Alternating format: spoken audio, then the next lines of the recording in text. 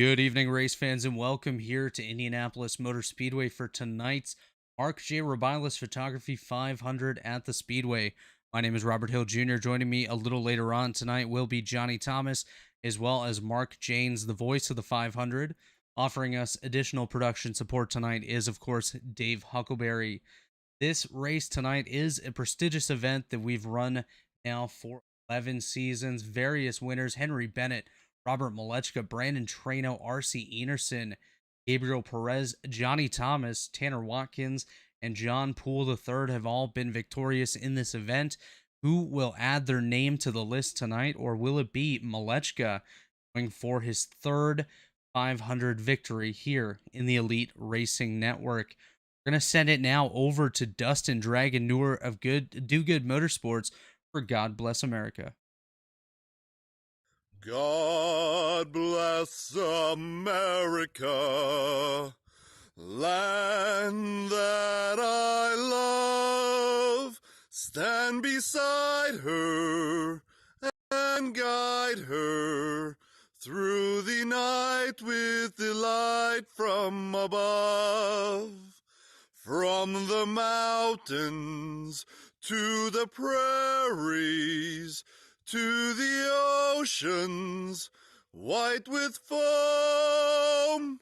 God bless America, my home, sweet home. God bless America, my home, sweet home. Wow, what a beautiful rendition of God Bless America from Elite's own Dustin Dragon Doer. Tonight, of course, we do have 33 drivers from various countries around the world, including 23 American drivers, 5 Brazilians, 2 Swedes, 2 Canadians, as well as 1 English driver. Tonight, of course, there is some pride on the line for making sure that you are the #1 country in the field, and some competition amongst those American drivers as well. And the manufacturers, of course, multiple Hondas and Chevrolets throughout the field. 17 different teams represented. And tonight, of course, we are very proud to bring you the action. And now we're going to send it over to some of our Elite Racing Network colleagues, Dave Huckleberry and Rashav Khosla. Moment of silence followed by taps. As we prepare for Memorial Day weekend later this month, we pause here in a moment of silence to pay homage to those individuals who have given their lives unselfishly and unafraid to make it possible for us as free men and women to enjoy the world's greatest sporting event.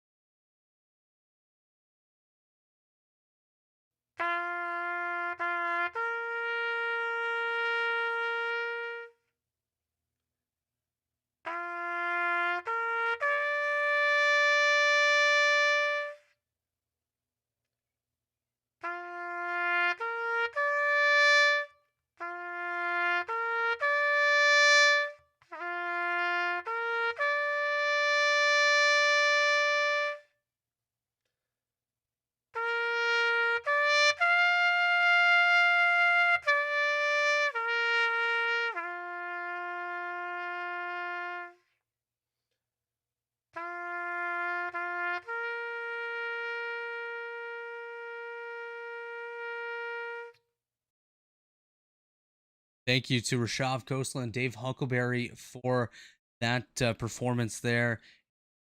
Great honor to have them part of our production here this evening. Out on the racetrack, of course, later tonight, we will see, as we mentioned, 33 different drivers. Another driver looking to add their name to the victory list here tonight. I do believe we only have 1 repeat winner in the field.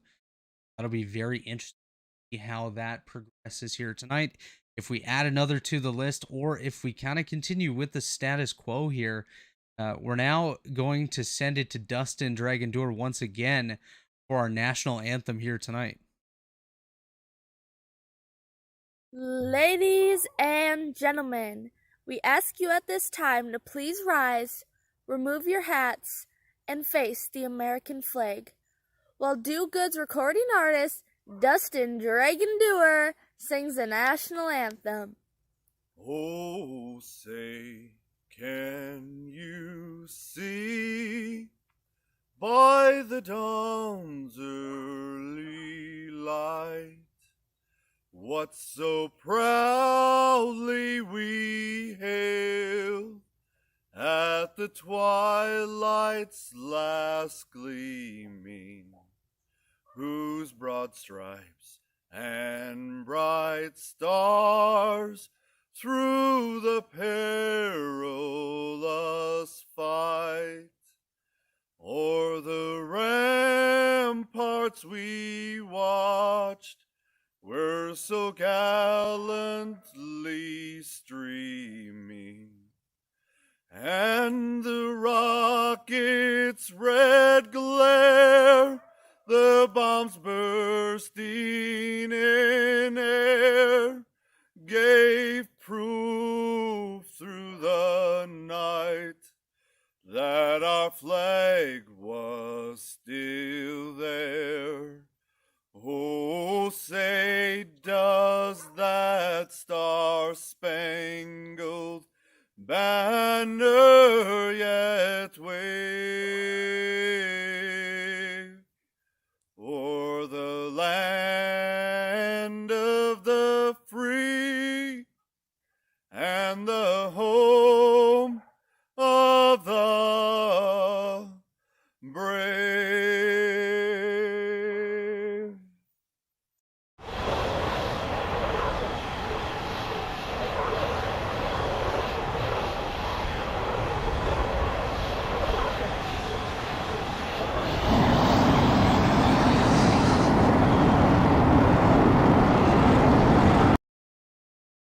Thank you once again to Dustin Dragon Doer for a great performance of the Star Spangled Banner. Always beautiful to listen to that on a race day. Gets your blood pumping and gets everyone ready to go. Once again, my name is Robert Hill Jr. and joining me in the booth tonight, Johnny Thomas, previous winner of this this prestigious race, and of course the voice of the 500, Mark Jaynes. Guys, how are you doing tonight? Hey, Robert, I'm doing great. Thanks for having me on. What a prestigious event here for the Elite Racing Leagues. Ready to get things started. Two storylines I'm watching out for tonight. One, can Chad Frankenfield, after 10 starts, finally get a victory in the 500? He's led the most laps, has one top 5, one top 10, and Mr. Maleska. Can he get 3 in a row? That's what I'm watching out for tonight. It's going to be fun. Guys, I'm excited to be here, and as is often the case, I mean, I go back to a couple of years ago with the documentary with Allenzer Sr., and I think anytime you're here and you're talking about 500 miles, I think regardless of where you start, it's I think real important to keep the nose clean, let the car come to you, use the tools you have at your disposal, and then that last 50 to 60 laps or so, put yourself in a position and hit the button and get to the finish. I think that was the blueprint that kind of unfolded for Marcus Ericsson in the 500 last year, and I think that'll serve one of these drivers very, very well tonight. I mean, there's an old adage, and it's probably a bit worn out, but it's still true to this day. You can't win it in turn one, but you can sure as heck lose it there on the first lap. Yeah, you most definitely can lose it on the first lap, and very tough to try to win it on the first lap. Johnny, of course, speaking of winning, you have won this event before, but in these minutes leading up to the command to start the engine and the pace laps, what are the feelings going through your head? Yeah. First off, that was a long time ago. The competition has changed, but I'm still a winner of the Elite 500. I'm honored to be one of that special group. There hasn't been too many of them, this being the 11th running. Um, I think drivers are there's two types of drivers, especially in iRacing. There's probably drivers that are nervous, drivers that are confident, and then some drivers are just out here to have fun. For me, I would just try to survive, the first 75% of the race, and wherever I'm at, that's when I start going. That's when I'm happy. So the right before the race is probably the most anxious you get because it's when the cars are the closest. A lot of these guys have been practicing, but you also got guys that haven't been. They've just qualified and they're ready to roll. So it's gonna be fun to see. And I know there's some nerves out there on the grid.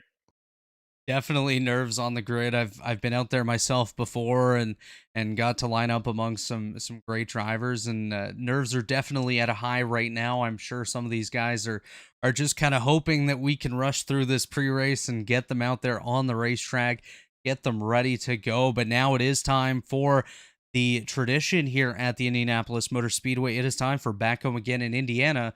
A little twist this year.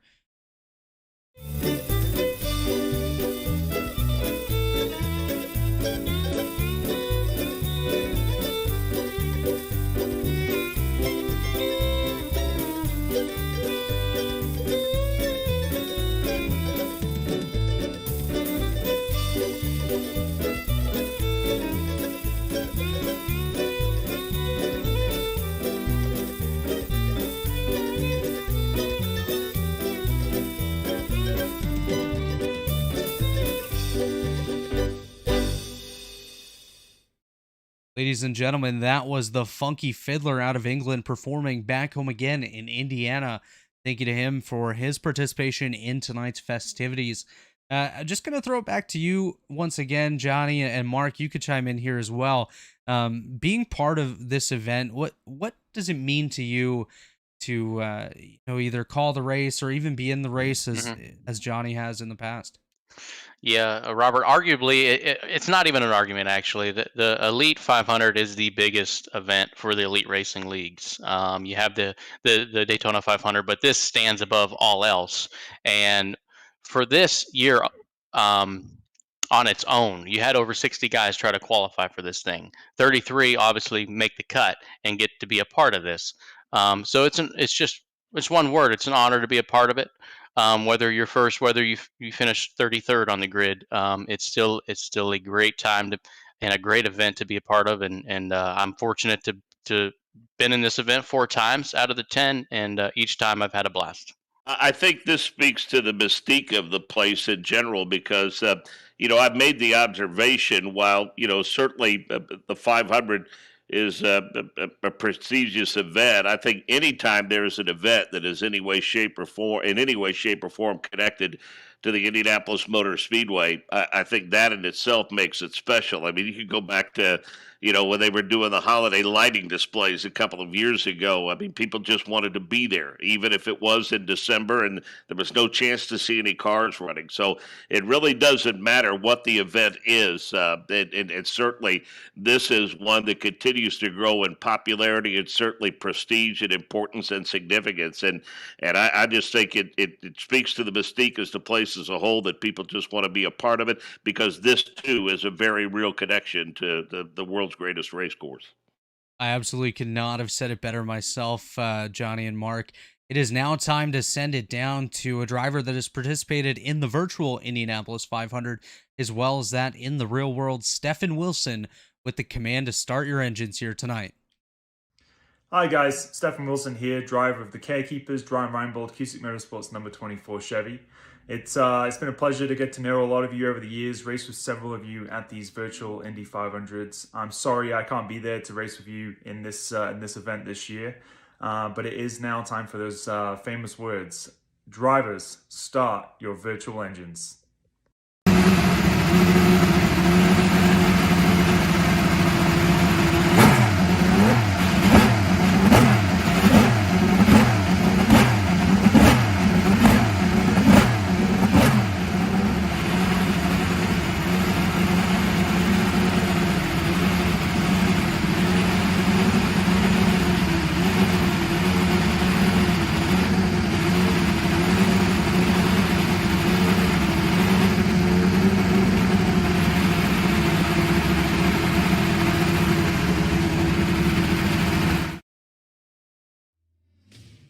It is now time to go through the starting grid of 33 drivers taking part in tonight's Rebilas Photography 500. Starting in row number 11 on the outside, it is Don Hunter for Hunter Motorsports out of the United States of America. He is making his first Rebilas Photography 500 start alongside another rookie from the United States as well, Apollo Motorsports' Jacob Wiest, and elite racing veteran, the independent from the United States, Ethan Stanley. Johnny Thomas, why don't you walk us through row number 10? Yeah, let's take it to row 10. Starting 30th, Lance Anthony out of the United States, the CRT Pulse Racing Honda. 29th, Michael Hosick out of Canada, the Covered Bridge Racing Chevrolet. And 28th, Mark Rebilas, the sponsor tonight's race, Rebilas 500 from the United States. Again, Covered Bridge Racing Chevrolet. Row number 9, we see the driver from England here, RD Simsport, Archie Coveney, making his first 500 start alongside the veteran from Beneporto Pro Racing in Brazil, Victor Del Porto, and Little Eagle Racing's driver from the United States, Hunter Smith. Row number 8, Chris Simmerd out of the United States, FBR Motorsports Chevrolet, starting 23rd. Oh, I'm sorry, Robert, if I screw this one up. It's João Ritter out of Brazil, Texaco Racing by TK Honda. 22nd, Elite Racing veteran Jared Rexing from the United States, independent driver driving the Chevrolet. Row number 7, we see the Swede for Indy Alliance Racing. That is Seb Alexander, rolling off alongside Dark Horse Racing's American pilot AJ Hobson and Apollo Motorsports, another American pilot, Colin Culpa. Row 6, Justin Fortner starting 18th, United States, Little Eagle Racing Honda. 17th, Blaze Andrich, United States, Hold Fast Racing Chevrolet. And starting 16th, it's Tim Robb, United States, Apollo Motorsports Chevrolet. Indy Alliance Racing pilot from the United States of America, Chris Wilhite, rolls off 15th, alongside BK Racing Brazilian driver Rodrigo Frangioni, and Little Eagle Racing, another American driver here in the field, it is Ryan Schuld. Row number 4, Butch Davis and that really famous STP Racing Chevrolet from the FBR Motorsports team. Kevin Burrell, United States, Indy Alliance Racing Honda. And beginning the top 10, it's Mark Murphy from the United States, Little Eagle Racing Honda. In the Fast 9, it was Elite Racing League owner from United States of America, Little Eagle Racing's Chad Frankenfield, rolls off on the outside of row number 3 alongside Texaco Racing by TK, Brazilian pilot Eric Troiano, and Canada's own 4D Racewear, Craig Forsyth. Row number 2, Chad Simpson starting 6th from the United States, the Satellite Racing FBR Motorsports Honda. And now the top 5, it's Joshua Chin, United States, Private Label Team Hype Chevrolet.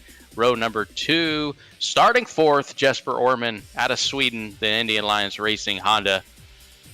And now the time you've all been waiting for, the front row for tonight's Rebilas Photography 500. Brandon Trost from the United States of America, independent driver, rolls off 3rd, alongside BK Racing Brazilian pilot Adriano Pinheiro. And your pole sitter, 2-time victor here in the Rebilas Photography 500, Power Slide Motorsports United States of America driver, it is Robert Malechka III. Johnny, that is your 33-car field here tonight in the Rebilas Photography 500 here at the Speedway. Robert, I cannot wait for this. I'm extremely excited. My first ever time calling the Elite Rebilas 500 with you. It's going to be a special one tonight, and just can't wait to see what happens. I can tell you, for 15 years prior to becoming the anchor, I was a turn 3 announcer, and that pace lap. My anticipation was not nearly at the level of the drivers, of course, with all that they had on the line, but I could tell you, I could see it from a video monitor when the green flag flew, and by the time they came out of 2 on the opening lap at speed, it's a sight unlike anything that I have ever seen in my life. I mean, it is literally the living, breathing definition of organized chaos, and you can just feel those last couple of laps before we go green. You can just feel the anticipation, the energy level, all the superlatives and descriptions you want to use, like that slow boiling pot. The water starts to bubble, starts to boil, then all of a sudden the lid blows right off. And I can tell you, it's an awesome sight. It's one of the greatest moments in all the sports. Absolutely. And just a quick scoring update for those of you keeping track at home. It does appear that Chris Wilhite and Rodrigo Frangioni will not make the start tonight. They have been replaced by substitute drivers. Gavin Hibbs from Strictly Stock Racing, and Apollo Motorsports' Jeremy Millerin. They will join the field here tonight. Drivers are currently out there doing some of their up-to-speed pacing at this point. We are going to have 4 parade laps. Looks like we're on lap number 3 right now, where the drivers do get up to 85 miles per hour. Lap number 4, which we have just received notice that we are heading to lap number 4 of pacing. We are going to line them up 3 by 3 by 3 by 3 all the way back. 33 cars out here on the grid, and we'll get set to go green here in just a few moments time. And you know what, Johnny, we do have to give a shout out to our pace car driver here tonight, Elite Racing's own Tyler Fody, behind the wheel of the Corvette pace car. Yeah, Tyler, champion of many different forms in the Elite Racing Leagues, the Cup Series, the Xfinity Series, and the, I'm guessing he's probably won the Truck Series as well. I don't know, he's won a lot of things. Anytime we go to the stock car side of the Elite Racing League, Tyler Fody is up front, but he's doing a little bit different of a role tonight, driving that pace car. That Corvette pace car looks really nice. Yeah, absolutely. Always a great fan of the pace cars out there. Sometimes we get some really cool liveries, which spice things up a little bit. Also going to give a shout out to our race controller here tonight, Jonathan Cutlip, of course, Chad Frankenfield, for everything that he does for all of Elite. We couldn't do this without him, and really happy to be here on the call tonight. Also, Warriors for Peace, TA Services, Blue Egg Marketing, Worldwide Technology Raceway, some of our partners here in the Warriors for Peace Classic Series. We'll be sure to talk about them a little bit more here as we progress through the evening. But guys, obviously getting set to go here in just a few moments. They are on the back straightaway. How excited are you guys to get going here? I mean, it's anticipation, and it's at its highest level for sure. And I'm sure these drivers, there's still quite a bit of nerves, but I would imagine that if everybody can get through those first couple of laps cleanly, they'll settle into a pretty nice race pace early, and we'll put on a great show for sure. To the people listening in at home, the first lap, the second lap of the 500 is some of the most nerve-wracking racing that you will see you will hear all night long. So just wait. There's 2 more turns, and then we're ready to set them free. Yeah, as the drivers do come through turn number 4 now, the pace car has made its way off of the racetrack. The field is in the hands of Robert Malechka, Adriano Pinero, and Brandon Trost here. We're about to get going here in the Rebilas Photography 500 green flag, and we are underway. Robert Malechka with a great start and a great jump on Adriano Pinero. Heading down to turn number 1, Pinero does get back in line behind Malechka. Trost now battling with Joshua Chin for the 3rd position. Chin, a very strong competitor here in these open wheel cars. One that we are definitely going to have to watch tonight, as well as Jesper Orman currently chasing him down the back straightaway towards turn number 3. Interesting to note that the drivers wanted to test that draft early. I mean, almost before we got to the start-finish line, the front 5 decided to go ahead and sort themselves out single file before we ever got to turn 1. Yeah, it's definitely interesting to see as Robert Malechka now under fire from Adriano Pinero. Malechka dives back down to the inside, gets by the Bread King, Adriano Pinero. Move Malechka back to that race lead. Pinero in 2nd now, Trost 3rd, Chin 4th, and Jesper Orman in 5th currently. Been a bit of movement throughout the field. Blaze Andrich up 3 positions already from his starting spot of 16th. He's looking for another one now on Butch Davis back in the mid portion of the top 15 at this point. Malechka doing a fantastic job out there on the race circuit. Robert, Mark mentioned the draft, and that's something I've noticed in practice. These guys have been practicing here for almost a month, and this is the most prevalent the draft has been, and that I can remember, and probably the last 2 or 3 years. The last 2 or 3 years, it's been really, really hard to pass. I'm already seeing it here with Pinero and Malechka.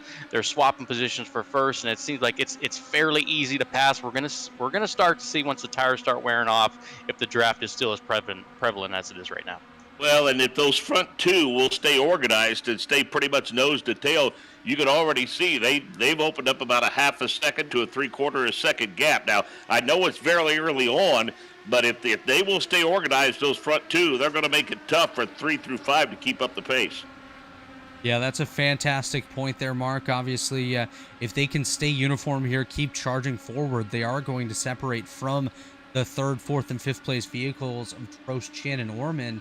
So already, these leaders do have a gap of about 0.3 of a second over Brandon Trost as Robert Malechka goes back to the inside of Adriano Pinero down into turn number 3. The swaps continue out here on the racetrack, and I think we're going to see this all night long between these two very, very strong drivers at the Indianapolis Motor Speedway. Well, we always have our fingers crossed for a clean start, and hats off to the field of 33 because there is the temptation there to jump in the throttle early and take a few chances, but I was awfully impressed by a very clean start. Yeah, definitely a clean start out there, and that's something that Johnny and I, we've both seen as drivers in the field. You're just hoping for a great start, being able to settle in, kind of find where you belong in the pack, and slowly work your way up towards the front. That battle does continue. Malechka and Pinero swapping once again, but clean start definitely key, and that's something we've seen here tonight, which is something that we can definitely be proud of out there. Yeah, now you're getting into race mode. We've already completed 5 laps. The nerves are gone for the start. Now you're starting to get into race mode. You're starting to try to work your way up to the field. I've already starting to notice. Starting 30th up to 25th, that's Ethan Stanley. One guy falling a little bit. Mark Rebilas started 27th. He's fallen to the back of the pack in 33rd. Like I said, as the tires start wearing, we're going to start to see comers and goers a little bit. Yeah, absolutely. And I had a chance to speak with Michael Hossack, the driver currently in the 30th position right now. Prior to tonight's race, he mentioned that he's a stock car guy. This is completely different than what he's used to. He has to settle in. He's not going to be playing too much with the weight jackers throughout the race. He's going to settle in with what he finds comfortable and just go from there. And that's where you're going to see the difference between those open wheel drivers and the drivers that maybe don't use these cars as often. You're going to see the comfort level be the difference out on the racetrack. We look through the field, not too many big battles out there aside from that battle for the lead that just continues lap by lap. Lap 7 now, Robert Malechka back out front of Adriano Pinero. I believe they've both led numerous laps at this point, and they're going to continue to do so all race long. I'm looking back at Chad Frankenfield now. He's chasing after Eric Troiano for position number 8. Frankenfield looking rather quick out here right now. He has not really gained too much from his starting position, but now going for the position on the inside of Troiano. Troiano on the high side. Frankenfield with the left side tires below that white line, looking for an opportunity to coast through the corner in 1. Now turn 2, looking for a bit of draft on Troiano and going to try to make the pass down into turn number 3. You mentioned Chad, Robert, and Chad's probably thinking to himself, what do I got to do to win this thing? He's got the most starts by 3. He started this thing 10 times. The next guy is Henry Bennett with 7. Has a pole, has a podium finish, has 3 top 10s. Is it Chad's night tonight? We'll find out. Right now, he's starting to move his way through the field. Yeah, Chad definitely hoping that it is his night. He has not been victorious in the previous 10 events that we've run at the Indianapolis Motor Speedway. And you know he wants to take a victory tonight as we see Robert Malechka now going back to the inside of Adriano Pinero. Back to the lead is Robert Malechka, but Chad Frankenfield, he eats, sleeps, and breathes this racetrack, Johnny, as you know. And Mark, I'm sure you know as well how much Chad Frankenfield adores this racetrack and looks forward to this every day of the year. As soon as one Indianapolis 500 ends, Chad Frankenfield's already thinking about the next one. And I can't think the last time that he's posted on something on social media throughout the course of all 365 days of the year that didn't make some reference to it, some way, shape, or form. And to be honest with you guys, from our perspective with the radio network,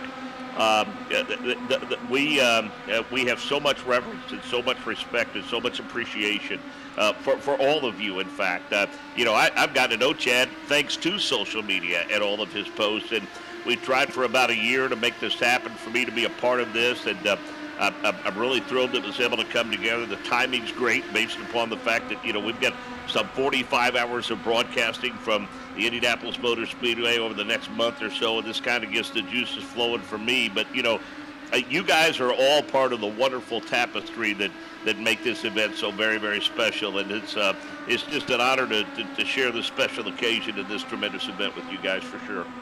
Yeah, it's definitely an honor for us as well, working with you. Obviously, we've had the opportunity to listen to numerous Indianapolis 500s with you on the call, and it's always exciting to hear the excitement in your voice and the passion that you have for this speedway. And over the next month, we're definitely looking forward to paying attention to what's going on at Indianapolis Motor Speedway, especially with Elite Racing League driver R.C. Anderson trying to qualify his way into the upcoming 500. I know he's excited. I believe they have a pretty good piece for that event, and hopefully you'll be calling RC's name towards the end of the Indianapolis 500 in a few weeks. Yeah, I know that he and the guy that gave the command, Steph Wilson, both of those guys are fan favorites in this world and in the motorsports world as a whole. I mean, you won't find too many people classier on the face of this earth than Steph Wilson. There's no doubt about it. He's worked with us from time to time on the radio network over the years, and so happy for him and the fact that the test went well for him a few weeks ago, and we hope they're able to carry that over in preparations for the 500 coming up. But the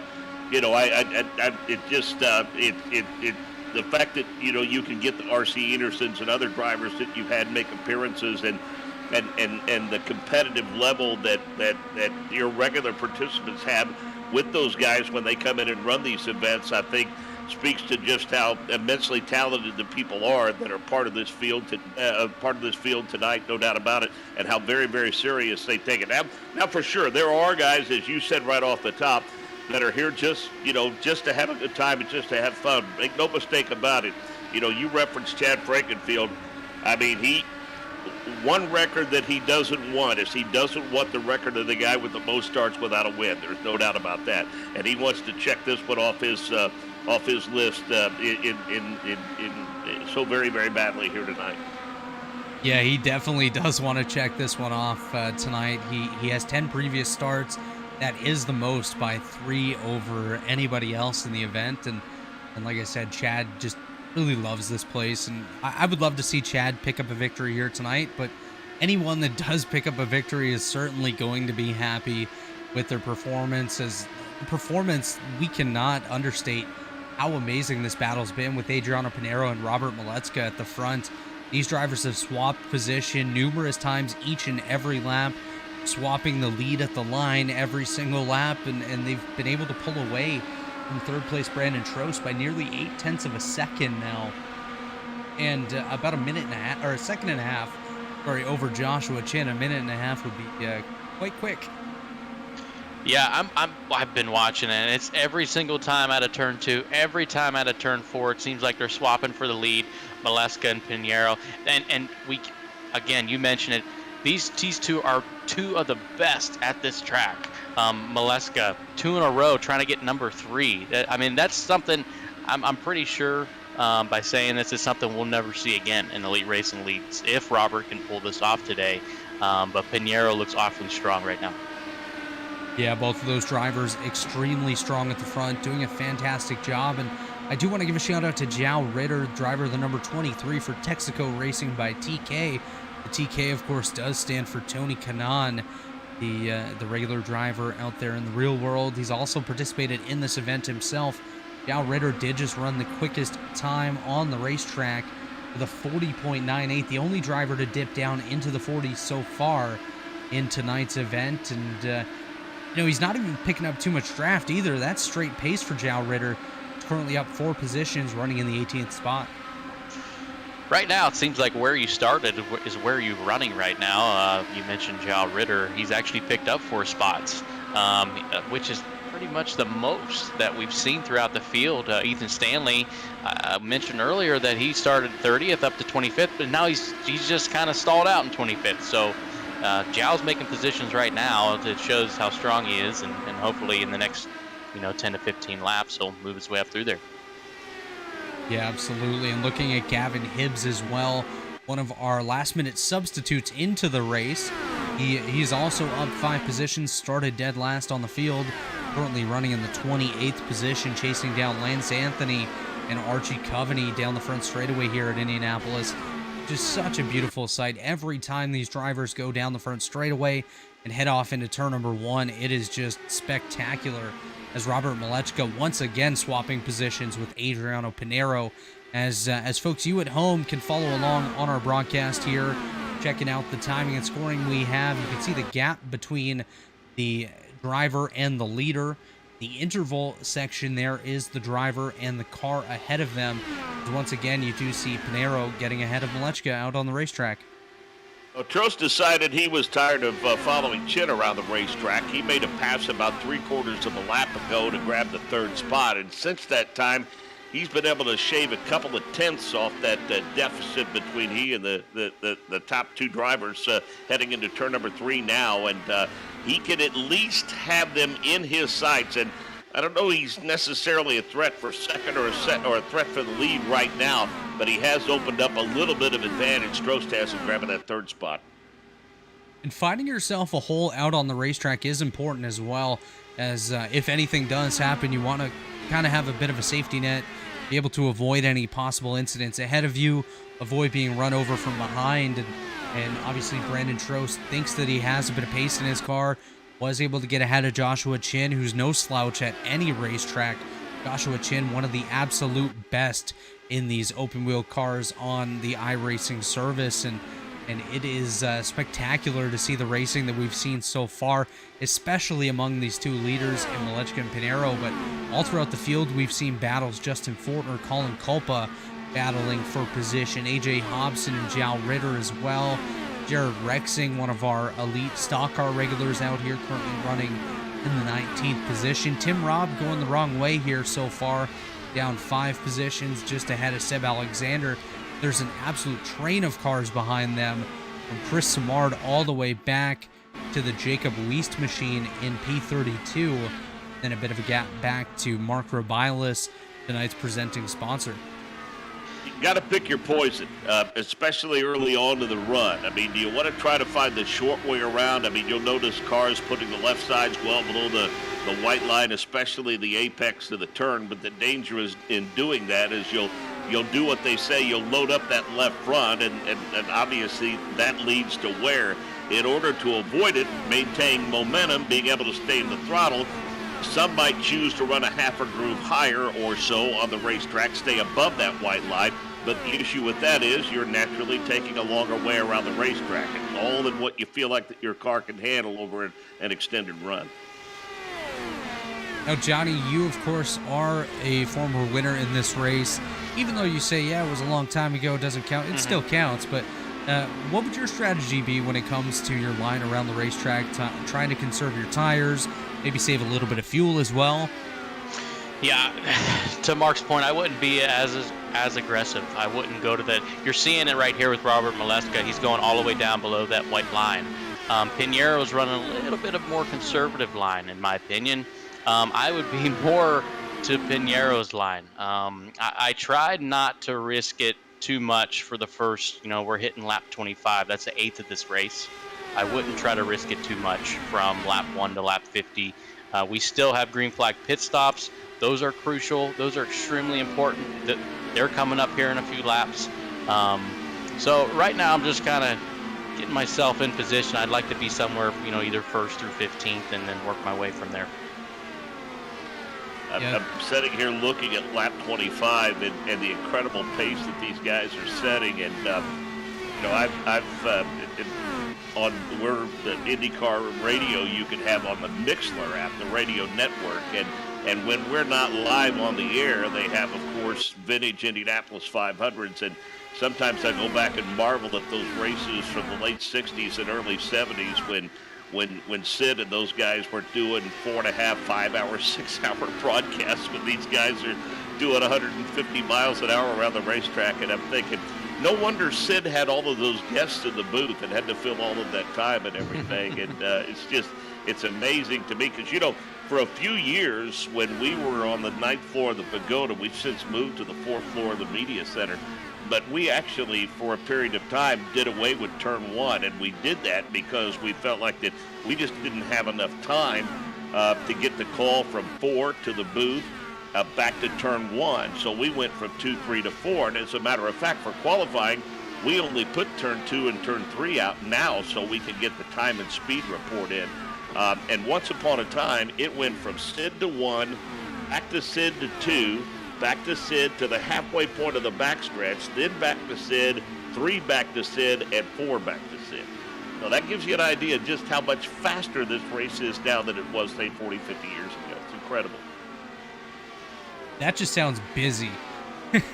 That's my observation from that, but definitely the speeds are incredible around this racetrack. Just looking at what some of these drivers are doing out there.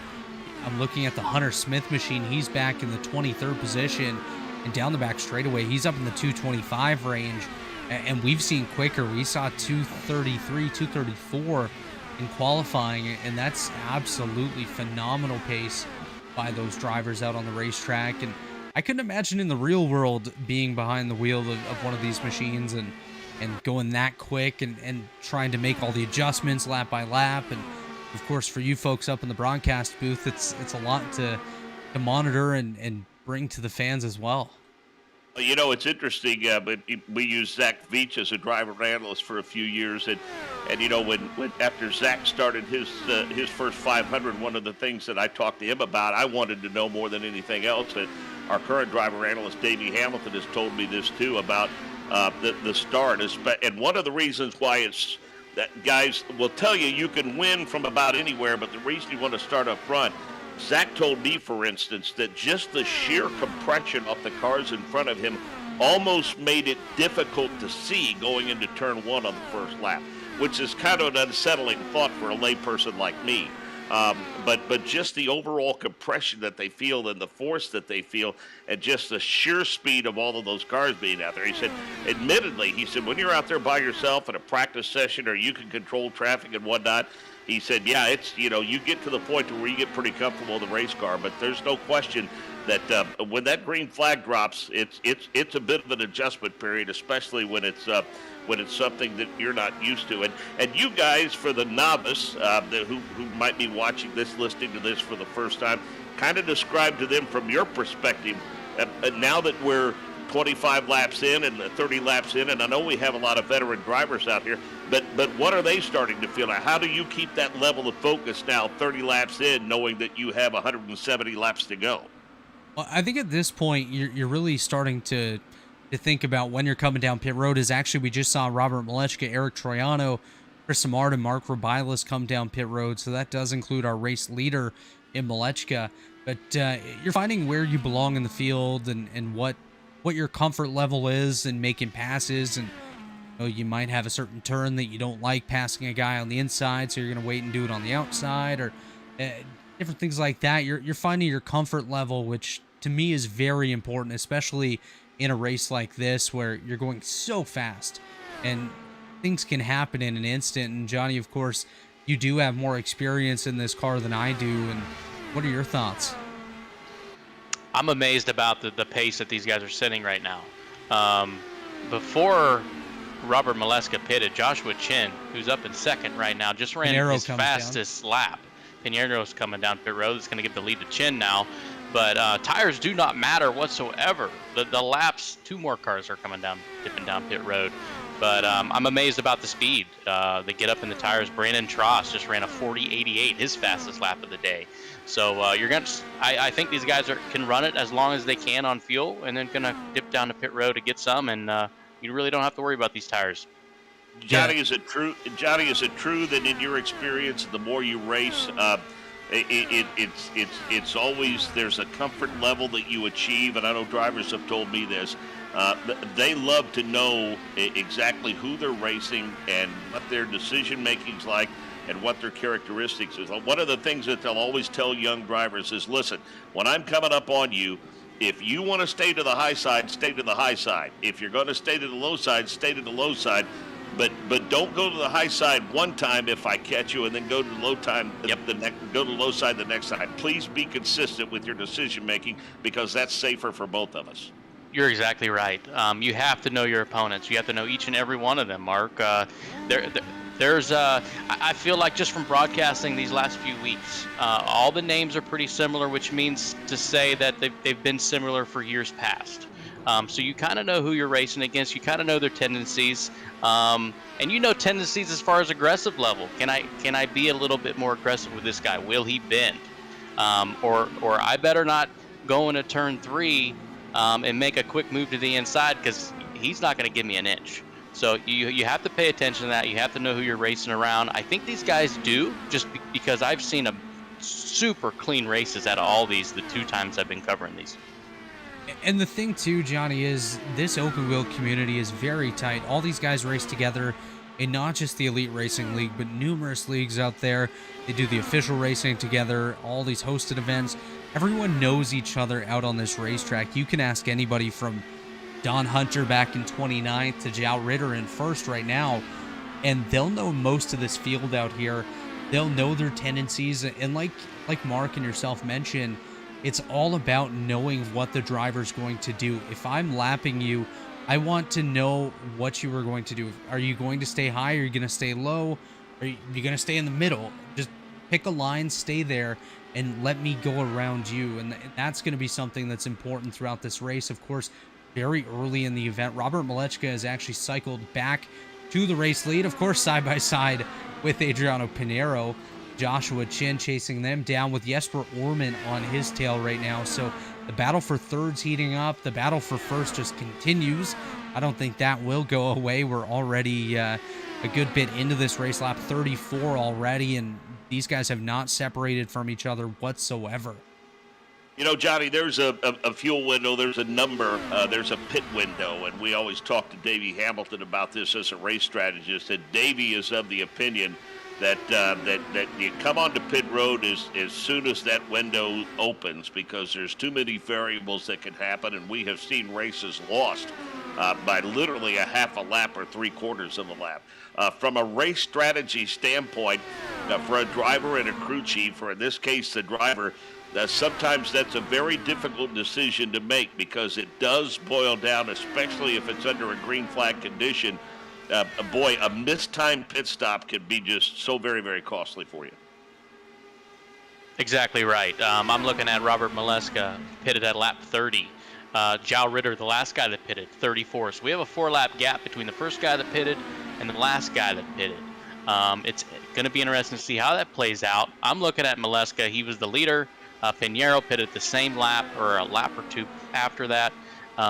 So, I mean, I like to pit as early as possible, especially with these larger tracks. I can get down pit road, come out of the pits, and I won't lose a lap.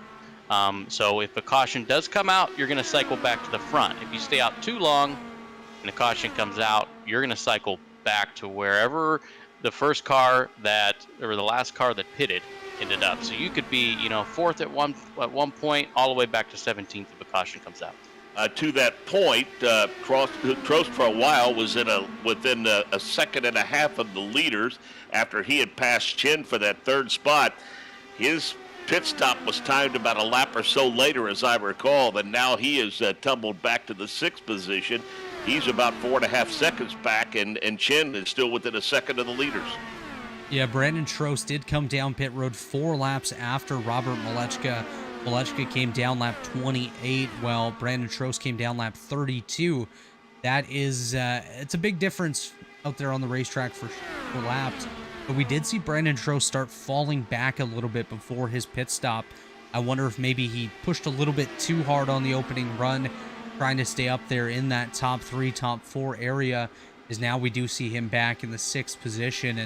And potentially this run, you would go with a little bit of a different strategy, save your tires a little bit more, not really pushing as hard. Johnny did mention that tires aren't a massive deal here. They still do play a little bit of a factor, as you do see some of these guys about 0.4 of a second off of their pace earlier on. But it'd be interesting to see how Brandon Trost recovers from his fall through the field there to 6th. at the early stages of this race. Lap 38 of 200. Still got a fast race car. I mean, he's running pretty consistent lap times. He's staying in pretty good pace with Simpson and Orman in front of him. So, I mean, he's not lost any position since he returned to the race in 6th place. Yeah, he is right on the tail of the Chad Simpson machine here. These guys battling for the 5th position. Currently, Chad Simpson holding the spot over Brandon Trost. Eric Troiano chasing them down. Troiano always strong in these vehicles as well. Craig Forsyth just behind, as well as Chad Frankenfield and Mark Murphy.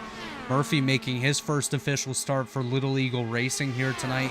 We saw him on Carb Day Tuesday night. Unfortunately, dominated race number 1 here at Indianapolis Motor Speedway before a incident coming to the line with Michael Hossack took the Mark Murphy machine out of the race. So he's looking for a bit of redemption here tonight and looking very good early on, currently in the 10th position.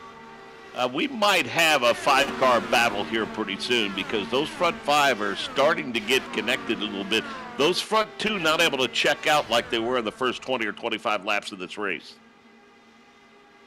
Yeah, you're definitely seeing these guys. Certainly the top 4 are still fairly tight. That's exactly it, Mark, is Adriano Pinheiro and Robert Malechka right on top of each other. Joshua Chin closer than he has been all night long. And Jesper Orman doing a fantastic job closing in on Chin once again. These 4 are going to be battling anytime soon as Malechka and Pinheiro do swap positions once again. And that side-by-side is allowing Joshua Chin the opportunity to get right back up there with them and put himself in position to battle for the race lead. Yeah, so it's actually the top 4 that are still fairly close together. And then if you go from Simpson on back to about the 10th position, Murphy, Chad Frankenfield in that, Forsyth in that, those guys are engaged in a pretty good battle. Not a lot of separation there either. Joshua Chin, winner of the road course 2 weeks ago, the last race we had. Also the points leader. So a lot of good things going for Chin as he's trying to work his way up there. Yeah, Josh Chin, always phenomenal out here in these cars. Like I mentioned, anywhere we go, any type of racetrack, Joshua Chin's going to be a driver to watch throughout. And he's setting himself up really nicely here for a great second stint of the race. Next pit stop going to come around lap 56 to 61 range as per our strategist here tonight, Dave Huckleberry. Thanks, Dave, for that. As Robert Malechka gets back into the race lead. These guys have all done a fantastic job here early on. Mark mentioned that you want a clean start, and I don't think we could really ask for much cleaner than 42 green flag laps to start this thing. Yeah, I'm looking at number 4, Ryan Schold.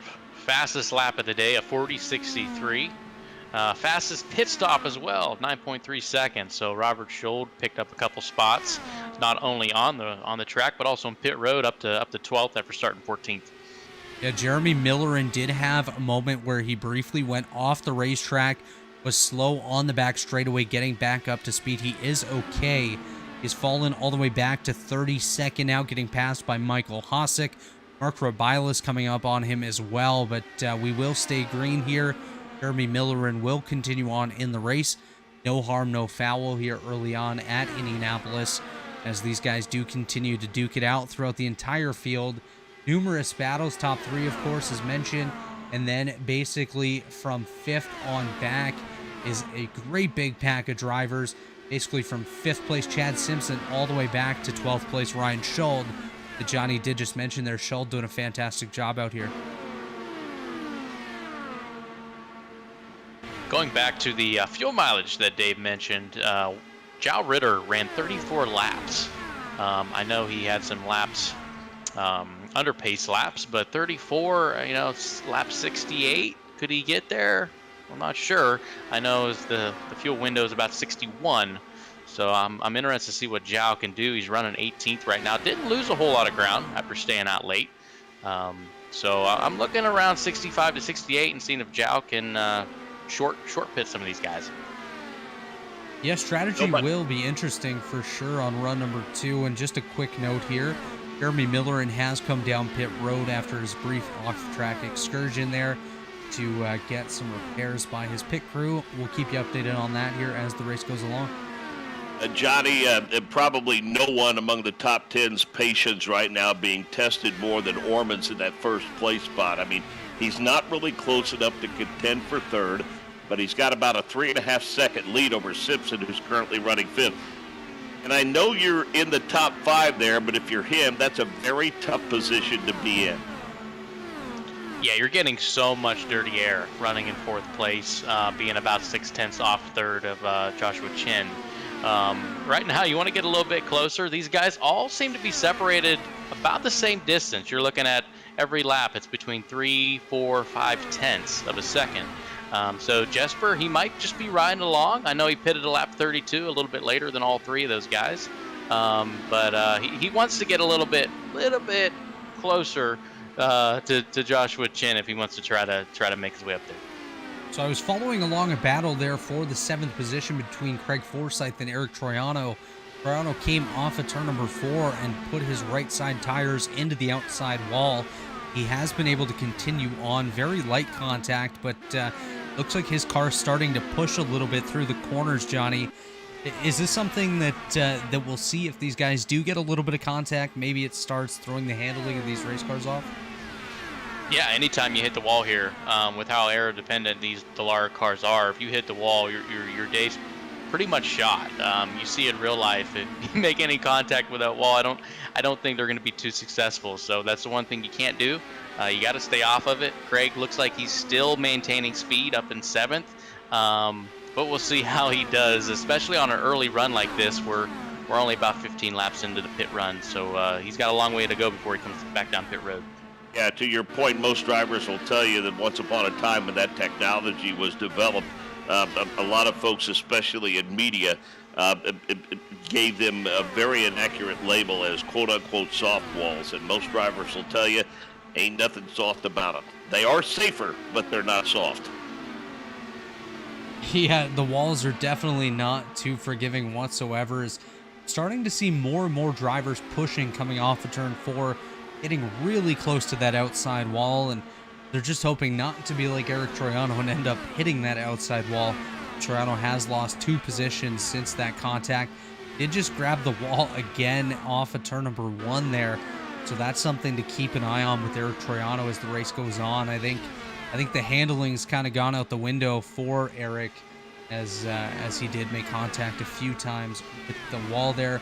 Looking a little bit further back, looks like we have a caution on the racetrack. Gavin Hibbs, one of our late entrants. Oh, he has destroyed the front end of that machine. As we'll take a look here on the Rebilas photography replay machine, watching Gavin Hibbs going down into corner number 1. Going to get those left side tires below the white line. Slides up. I guarantee he gets the wall off of the corner here. As he does, you can see comes off of the outside wall, slides down into the inside wall. The nose comes off of that race car.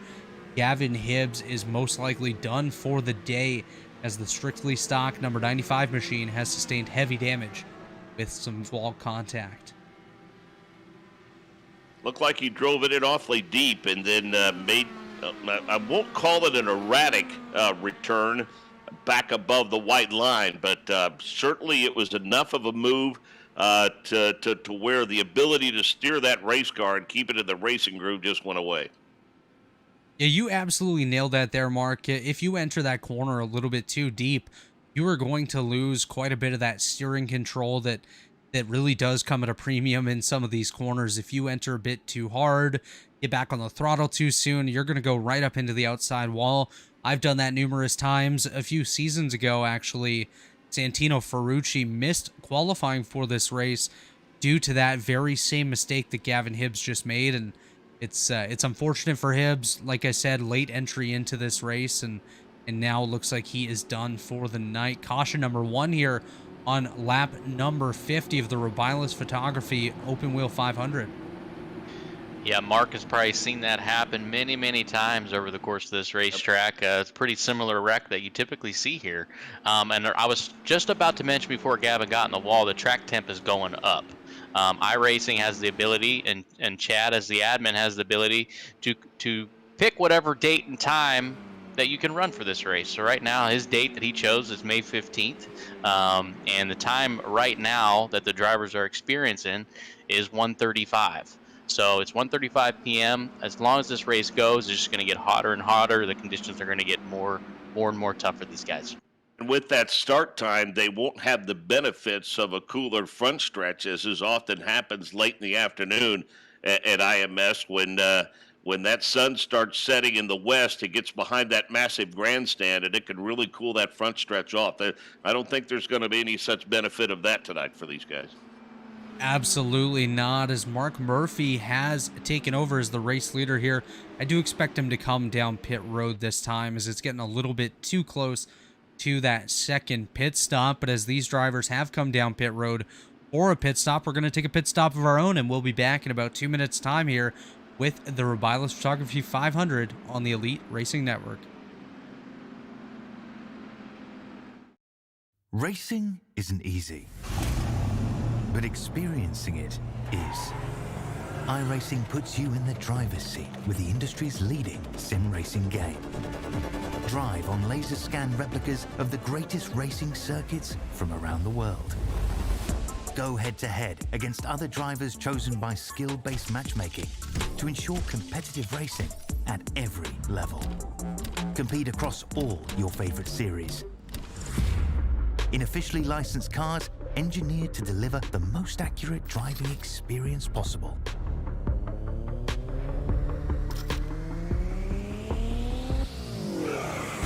Join a race or host your own with players from across the globe. Race against the computer or in a league with friends. Feel the thrill behind the wheel. Visit iRacing.com.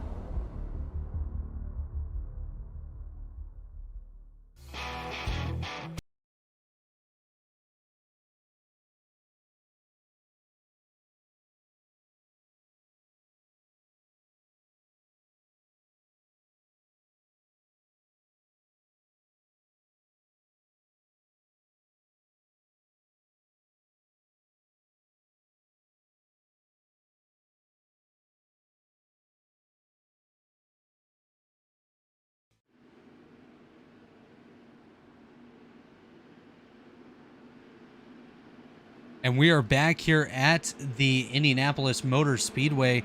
You just heard from our friends at TA Services as well as iRacing.com, from our great partners here at the Elite Racing League, as well as Blue Egg Marketing. Blue Egg is the marketing department for small businesses, small business owners. Blue Egg is your biggest fan. And as we get going green here once again with Mark Murphy out front, we do want to say thank you to Worldwide Technology Raceway, a motorsport racing facility in Madison, Illinois, home to a 1.25-mile oval, 2-mile road course, quarter-mile drag strip, and a state-of-the-art karting facility known as the Kartplex. And, of course, Warriors for Peace, our series sponsor. Warriors for Peace is a foundation promoting peaceful change in the world to honor the beautiful life of Jack Shockley. Check out warriorsforpeace.org for more information. And, of course, this is the Rebilas Photography 500. Be sure to visit RebilasPhoto.com. Let Mark Rebilas know that the Elite Racing Network sent you. And check out his photographs from Daytona 500s, Indy 500s, and Super Bowls. As we are getting set to go green. They are doing one additional pace lap. And then we'll go green once again here in just a moment. We are back out here at the Indianapolis Motor Speedway. Mark Murphy leading some laps under caution here. Ryan Schultz, Kevin Burrell up in the top 3. Blaze Andrich, Justin Ford are rounding out the top 5 with Jao Ritter, Jared Rexing, Hunter Smith, Robert Malechka, and Jesper Orman rounding out the top 10. Adriano Pinheiro, guys, has fallen all the way to 30th on the racetrack. Going back to green here right now. Watch out for the checkups. They're always a thing here in Indianapolis. Looks okay for now. And we are back underway. Mark Murphy with a great launch ahead of Ryan Schultz here to lead the field down into turn number 1. Like I mentioned there just a moment ago, Adriano Pinheiro all the way back. The last car currently on the lead lap in 30th position. Oh, Adriano Pinheiro just went for a big slide off of turn number 1. That was a save. That was one heck of a save, Mark. You got that right. That was, wow. Adriano Pinero, I don't know what happened to Adriano Pinero, maybe a speeding penalty on pit road, but he's got a lot of work to do if he wants to get back up to the front. He has a fast race car, there's no doubt about it. He's just got a big mountain to climb now. The thing is, you can't get them all back at once. You know, you got to take advantage of the situation coming off of pit road and pick your way through slower traffic, and then realize that you still have 140 laps left, and there's no need to try to make all this up in the next 15 to 20 laps and throw your tires away early in the run. Yeah, that's exactly it, Mark. You have to be smart about it. Be strategic. Pick them off one by one. Work your way up through the field slowly. Like you said, you don't have to gain all 30 positions in one shot. It's not going to happen. The chances of you wrecking are much higher than you passing all 30 cars in a matter of a few laps. So Adriano Pinero just has to be smart, work his way up. As I like to tell my teammates, be smart, be clean. You'll be there at the end, and that's what Adriano Pinero has to focus on at this point in time. Yeah, I went back and looked at the pit stop for Pinero. His pit stop took 25 seconds. It dropped the jack normally around the 8-second, 9-second mark, and then he just sat in the pits for another 15 seconds. That's what lost all his time. Not sure what happened. Might have been a bathroom break for the driver. Maybe ran off real quick to use the facilities. And I know there's been a glitch recently where if you take a windshield tear off, I guess in this case it would be helmet tear off, and it holds you in the pits a little bit longer. So I wonder if potentially that happened to Adriano. Hopefully that's not the case, and hopefully he's able to work his way back up. As Mark mentioned, he does have a very, very sporty machine out there working his way through the field. And he's gained a few spots so far. We got a wreck. It's Brandon Trost. Oh no, Brandon Trost. No Brandon caution. Trost has wrecked down to the inside grass. So we will stay green there. I'm going to take a look at the Rebilas photography replay machine, see what happened here to Brandon Trost. Way low. Off into... Yeah. That's basically the exact same thing that happened to Gavin Hibbs there. Getting down below the line and then sliding up into that outside wall. Yeah, I mean, what a good run he had underway. I mean, he was pretty solidly in the top 10 through the first quarter of this race, and that was a great overhead shot of that replay. And as you mentioned, almost a carbon copy of the earlier caution. Those left sides almost got into the gray. You can get them below the white, but if you get them into the gray, it's good. You're just not going to be able to clear the apex and get that thing back into the racing groove. Yeah, absolutely. And what this is showing is that anything can happen, even to the quickest of cars out on this racetrack. Of course, Pinero with his issues on pit road. Now Brandon Trost with his issues out on the racetrack. Those are some of our top cars that we've seen so far in this race. Now, of course, Trost out of the race. Pinero buried in the field, currently only up to 26th.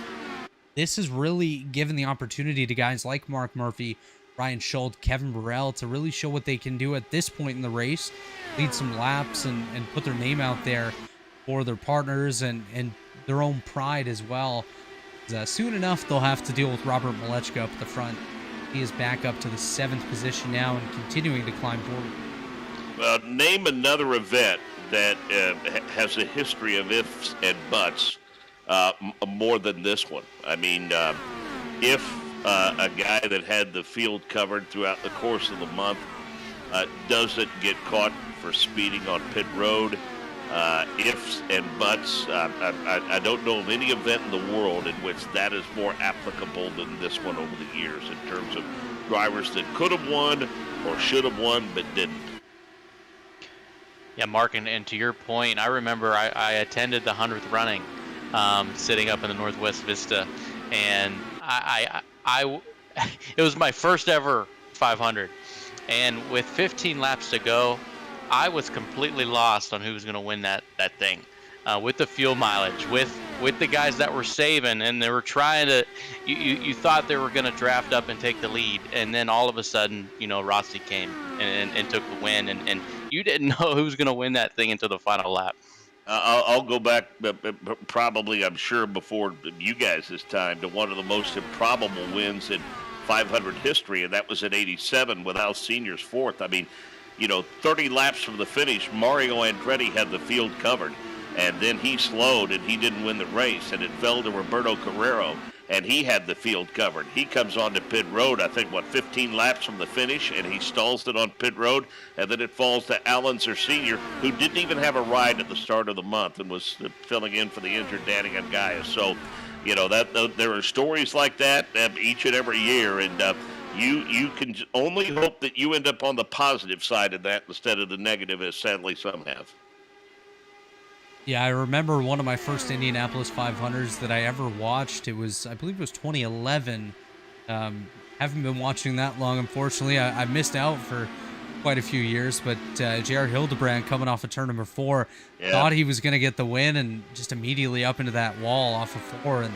And that's just the heartbreak that this race sometimes has for these drivers. And we've seen it already tonight for Gavin Hibbs, Brandon Trost, as well as Jeremy Miller, and all 3 drivers out early. And Trost, I think, had a shot at a very good finish here tonight.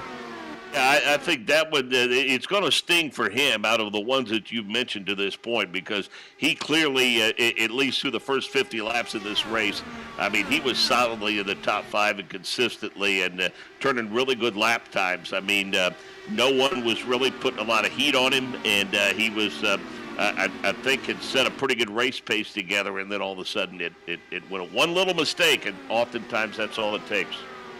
Absolutely, especially in these cars where they're so marginal when it comes to any sort of room for error. It can definitely be very rewarding, or it can rip your heart out in a matter of seconds, as Ryan Schull does come down to pit road here. He is one of those drivers that stayed out under the last caution, as well as Mark Murphy, as well Kevin Burrell, Blaze Andrick, Justin Fortner, and a few others. Schull the first to bite to come down pit road. I would expect Mark Murphy to come down probably within the next lap or 2, as Murphy's coming down pit road right now, handing the lead over to Kevin Burrell, Blaze Andrick, and Joao Ritter. Robert Malechka up to 4th here. Jared Rexing, Johnny, is now in 5th.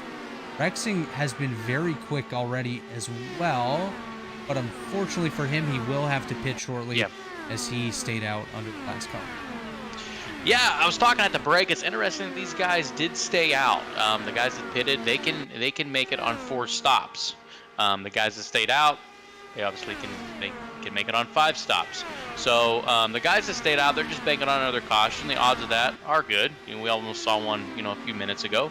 But if this does stay green, and it has the chance to stay green, the guys that did pit that last caution, they're sitting in the right spot. And Mark Murphy did just have a great stop on pit road. His total time on the pit lane was 41.8 seconds. Justin Fortner, who also pit around the same time, 44.27. So 3 seconds on pit road can make a massive difference when it comes to getting back up to speed and getting out on the racetrack, as Justin Fortner is now just ahead of our race leader, Kevin Burrell. And he's trying to hold off and stay on the lead lap. We'll see if Burrell opts to come down pit road here within the next lap or 2. I would expect potentially this time is, yes, Kevin Burrell, Blaze Andrick, both coming down pit road. Andrick makes a great jump to try to close the gap between himself and Kevin Burrell coming to pit road. Joao Ritter now assumes the race lead just ahead of Robert Malechka, Jared Rexing, Jesper Orman, and Joshua Chin. Current top 5 with some more guys still to pit within the next lap or 2. Sitting on lap 67, you can look for those guys that pitted at the caution to come down anywhere between lap 80 to lap 85. I think that'll put them in prime position. Yeah, absolutely. You don't want to wait too long, but you don't want to jump too soon, because you want to set yourself up for a nice, I'd say, a short run towards the end of the race. Johnny, what do you say about that? Yeah, I think the guys that did pit during the caution, based on my math, they can get right to 30 to go. That's the fuel window. And this can all get thrown out if somebody, comes into turn 1, gets a little bit low and hits the wall like we've seen out of turn 2. But if it does stay green, they'll be pitting around 30 to go.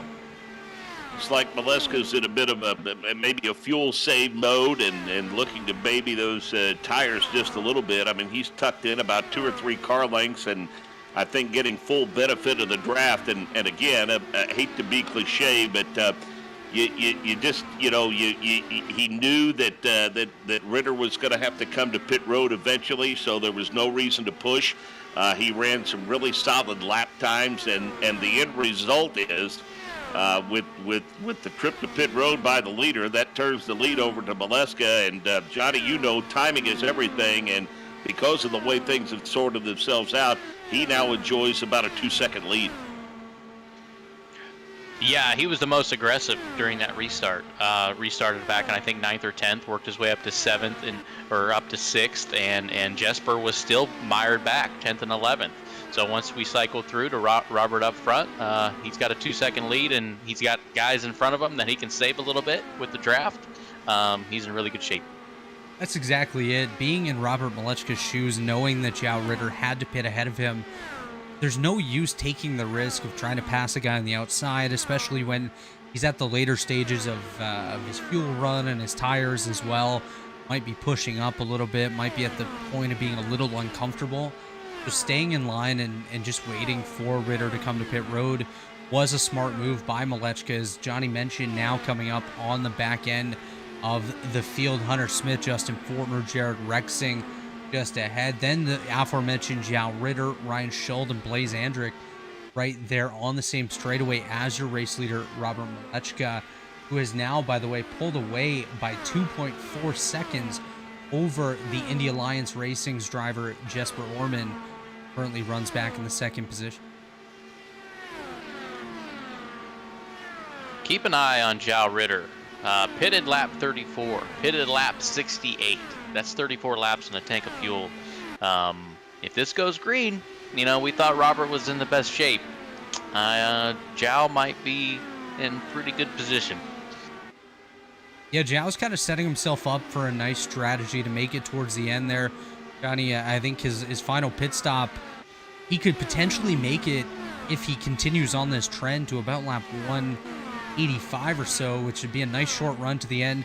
I don't know that he'd want to wait too long with it, because you still want to have time to do something out there, but Joao Ritter could be setting himself up very nicely for a good strategy in this race, and an opportunity to potentially race for the victory in about 129 laps. Sometimes that's where the novice, I think, we try to do our best in our shows to catch people up. I mean, you go back to the historic win a number of years ago by Danica Patrick at Twin Ring Motegi, and her race strategist at the time, Kyle Moyer, told her in that last stint that she needed to stay she needed to stay at like a 19-second interval between her and Ed Carpenter and Elio Castro Neves, and she kept screaming at Kyle on the radio, saying, "I can see him in my rearview mirrors. They're going to pass me. They're going to pass me." And he said, "Just be quiet and drive and keep the interval at 19 seconds because both of them have to stop." And, of course, she's losing her mind because she can see him in her mirrors. And then, lo and behold, about 9 laps from the finish, Ed pulls in and then Elio pulls in, and she goes on to win the race. So it was a master call in terms of strategy. And sometimes, you know, Johnny, you know, and you know too, Robert, on these road and street courses, when you run those, you know, when the race distance is such to where you have to decide between a 2-stop and a 3-stop race, that's also when strategy can play a huge part in getting yourself to victory lane. That's a great point. Of course, trying to limit the amount of stops you have to make to pit road can certainly be a big advantage in these longer races, and that's what we might be seeing out of Joao Ritter. Of course, now currently back in the 27th position, but if pit strategy falls his way, he's quickly going to rise through the field and potentially have a run at the end for the race victory, or at least a good podium finish. So we'll keep an eye on Joao Ritter and his strategy throughout, as Joshua Chin starting to light it up a little bit here and now gets ahead of Jesper Orman for position number 2 out on the racetrack, setting his eyes on the Robert Malechka's car here. Still a long way to go to get back up to the front as Jesper Orman goes back to the inside of Joshua Chin. Huge shout out, Archie Coveney. I don't think we've mentioned his name all day long. Biggest mover of the race right now, up to 9th, up 17 spots from the start, and that's on mostly green flag runs. So a good run to Archie. He's going to get 8th here as Troiano comes down pit road, and he, you know, to be honest, he's only 9 seconds back. So he's still got a lot of work to do, but I think he can get himself up there. And another thing I do want to point out, Adriano Pinheiro, who we mentioned had issues on pit road, currently up to the 15th position. So he's getting about 15 spots since the restart. He's done a really nice job working his way through. He's just behind the Don Hunter, Lance Anthony, and Seb Alexander machines. So watch for Adriano Pinheiro to work his way back up into the top 10 before his next pit stop. And he's hoping that the next pit stop is much better than the first one. Looking through YouTube, and there's a question for Mark from Brant J76. He said, how do our sim times compare to real life sim times? Right now, the best lap, a 40.67. Mark, do you care to answer that? You know, it's interesting, guys, and I think Kyle Moyer and I, by the way, he's general manager of Team Penske and race strategist for Scott McLaughlin, and I kid with Kyle all the time about that call he made to get Danica the win, because I sat next to him in algebra class at Monrovia, and neither one of us were worth a darn at math, and I don't know how he was able to figure that out. It's interesting because, I don't pay much attention necessarily to times in terms of seconds when we're on a speedway, when we're on an oval. On an oval, we deal strictly with speeds, and so we really, I give times when we're on road and street courses, don't deal much with times when we get on an oval. It's just, for us, our mantra has always been it's about the sheer speed. So I know Tom Carnegie used to give a time and speed report, but we have over the past several years have just chosen to focus on speed. So, well, there you go, Brant J76. Yeah, that doesn't answer his question. He's probably mad at me. So if he wants to, he can text me tomorrow, or he can send me a message on Twitter during our show tomorrow, and I'll be sure to pass that along to Davey Hamilton. I'm sure Davey can come up with the answer to that, because he's much more proficient in those sorts of things than I, which is why he's there. I mean, he's not just another pretty face. We have him there for his technical knowledge in that regard. So. And the pretty face doesn't matter on radio, isn't that right? That's why I've been a career radio guy, fellas. That's why we do it as well. But I do want to shout out Brand Johnson, who you were talking to there, Johnny. He did try to qualify him for this race, just missed it out by just a few positions. And I want to give a shout out to everybody that attempted to make this race and didn't qualify in. It is one of the hardest races to make. There is typically about 60 guys going for 33 spots, 7 hours of qualifying, a long, grueling day for everybody. And even though you didn't make the race, you should still feel proud of your effort and definitely come back next year or the next race. Typically, we do about 2 of these a year, I do believe. So be sure to come back for the next one. And you never know, you might be lining up in the top 9. Looking on the racetrack, just taking a look through the field, I see Chad Frankenfield's worked his way up into the 6th position, currently chasing down the Canadian Craig Forsyth. One of 2 Canadians in the field is Craig Forsyth himself and Michael Hossack, who actually Michael currently running in the 20th spot, doing a fantastic job tonight. He told me before the race his goal here is 15th place. He doesn't expect to be up in the top 10, doesn't expect to be on the podium. He's going for 15th, and he's doing a really nice job working towards that goal here. And that's another thing throughout this race. Not everyone comes in here expecting to win, expecting to be one of the quickest guys. Everyone has their own goals. They're going to race for their goals, and they're all going to challenge at a different pace and with different levels of aggression. So that's something to keep an eye on throughout this race. As Chris Simard pits now from position number 19. We're getting back to the pit cycle here. We should see some of the top 10 start peeling off in the next, probably next 5-6 laps. As actually Robert Malechka comes down pit road right now.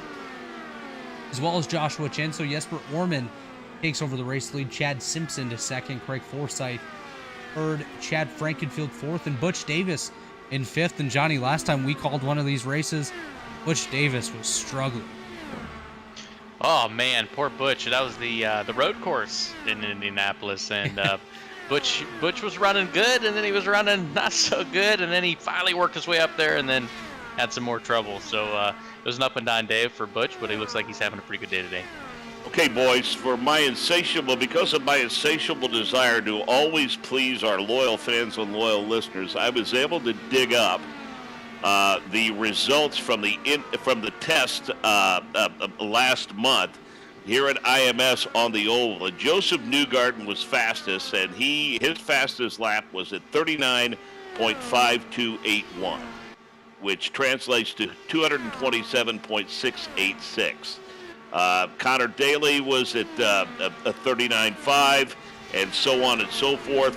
The slowest lap was turned by Benjamin Peterson at a time of 40 seconds, .8889. We got a big crash. It's Joshua Chin. He's up and over, almost flipped over. I'm sorry, Mark. Oh, that's all right. Big crash. Oh no, Josh Chin involved. That is a big one. Eric Troiano, I do believe, got a piece as well. Hunter Smith is absolutely destroyed on the front straightaway. Seb Alexander also involved. We're going to take a look at the replay here. Joshua Chin, the number 93 private label team hype machine. Let's see what happened to him here. Actually, looks like it's the car just ahead of Joshua Chin here that kickstarts the incident, gets down, I believe touches the grass. Oh my gosh. Joshua Chin goes absolutely airborne, and somebody drives right under him there. Oh my gosh. What an incident right there, guys. And again, too low on the racetrack. Got the left sides into the gray, and unfortunately, Chin was just in the wrong place at the wrong time. iRacing has made these wrecks extremely realistic with the new damage model, and that was wild. I was watching it. I was actually on board with Josh as it happened. Johnny, you just got your pilot license if you were on board with Joshua Chin there. He went so high up. He went so high in the air. Somebody drove under Joshua Chin there. We have to find out who that is. Dave Huckleberry, if you can find out who just drove under the Joshua Chin machine and report back, that would be greatly appreciated. Ryan Schuld was the car just ahead of Joshua Chin that unfortunately was caught in that incident there and sent the Chin machine airborne. Wow. So it looks like a Haviland paint scheme. Jow Ritter. Oh. Yeah, it was Jow. Wow, Jow Ritter sliding under the Joshua Chin machine. And again, another incident involving one of the top drivers in the field tonight. Joshua Chin was a very clear contender for the victory in this race and now finds himself back in the hauler heading home. Wow. That is very, very unfortunate for all the drivers involved. Ryan Schuld was doing a great job up in the top 5 for a fair bit of this race as well. Joshua Chin, of course, just got airborne. Jow Ritter got so lucky. He's scored in 5th right now, and he got could under have that been in the car on hauler. the bounce. That car came down in front of it and bounced back up, and then he went under it. That's incredible, guys. Jow Ritter should be out of this race right now, and he's able to continue on. And just a quick update here. Robert Malechka, your leader. Jesper Orman, 2nd. Kevin Burrell, 3rd. Blaze Andrick, 4th. Jow Ritter in 5th. Jared Rexing, 6th. Chad Simpson, 7th. Chad Frankenfield, 8th. Craig Forsyth in 9th. And I believe this is the first time we've said this name tonight, aside from the grid. Victor Del Porto up inside the top 10. That's another driver to watch as the night goes on, and as these guys do head down pit road, some of these guys anyways, for a pit stop. We're going to take our second pit stop of the night, and when we come back, we'll have more Rebilas Photography 500 coverage right here on the Elite Racing Network. Racing isn't easy, but experiencing it is. iRacing puts you in the driver's seat with the industry's leading sim racing game. Drive on laser scan replicas of the greatest racing circuits from around the world. Go head-to-head against other drivers chosen by skill-based matchmaking to ensure competitive racing at every level. Compete across all your favorite series. In officially licensed cars, engineered to deliver the most accurate driving experience possible.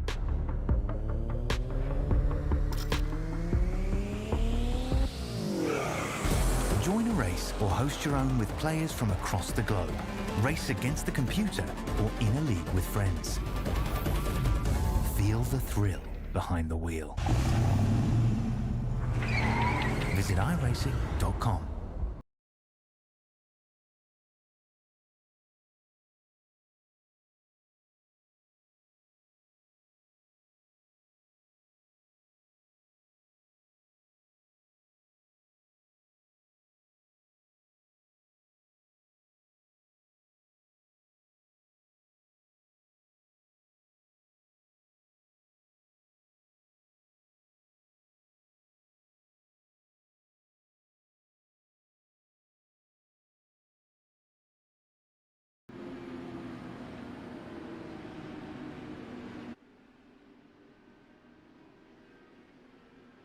And we are back here for the Rebilas Photography 500.